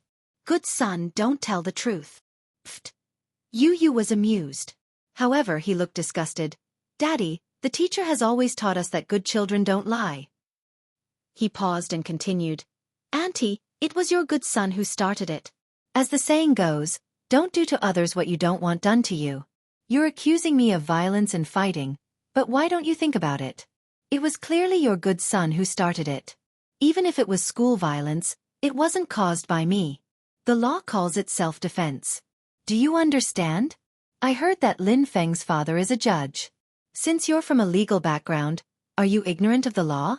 You keep saying that you want my daddy to give you an explanation. Before that, shouldn't you also give me an explanation? Why did you raise such a narrow-minded son who uses vulgar words all the time? You weren't there at the time. How can you judge the right and wrong based on your words alone? It's not up to you to decide whether I discipline him well or not, right? Before you say such things, you should look at your own status. Don't make a fool of yourself. You're really disgraceful." Lin Feng's mother was furious. She thought to herself, this father and son are really refusing a toast only to be forced to drink a forfeit. I've said all the good things I want to say. Don't refuse a toast only to be forced to drink a forfeit. The son is so arrogant, and the father is also so arrogant. Aren't you afraid of suffering in this society? As she scolded the man, she nagged like a shrew on the streets. I'll give you one more chance. Are you apologizing or not? Haha. But there's no use your apology now. I want you to bring the child to my house and apologize in person. Otherwise, I won't acknowledge this debt. Oh. Mu Yaja sneered, his lips curling into a cold, impatient smile. Madam Lin, are you threatening me?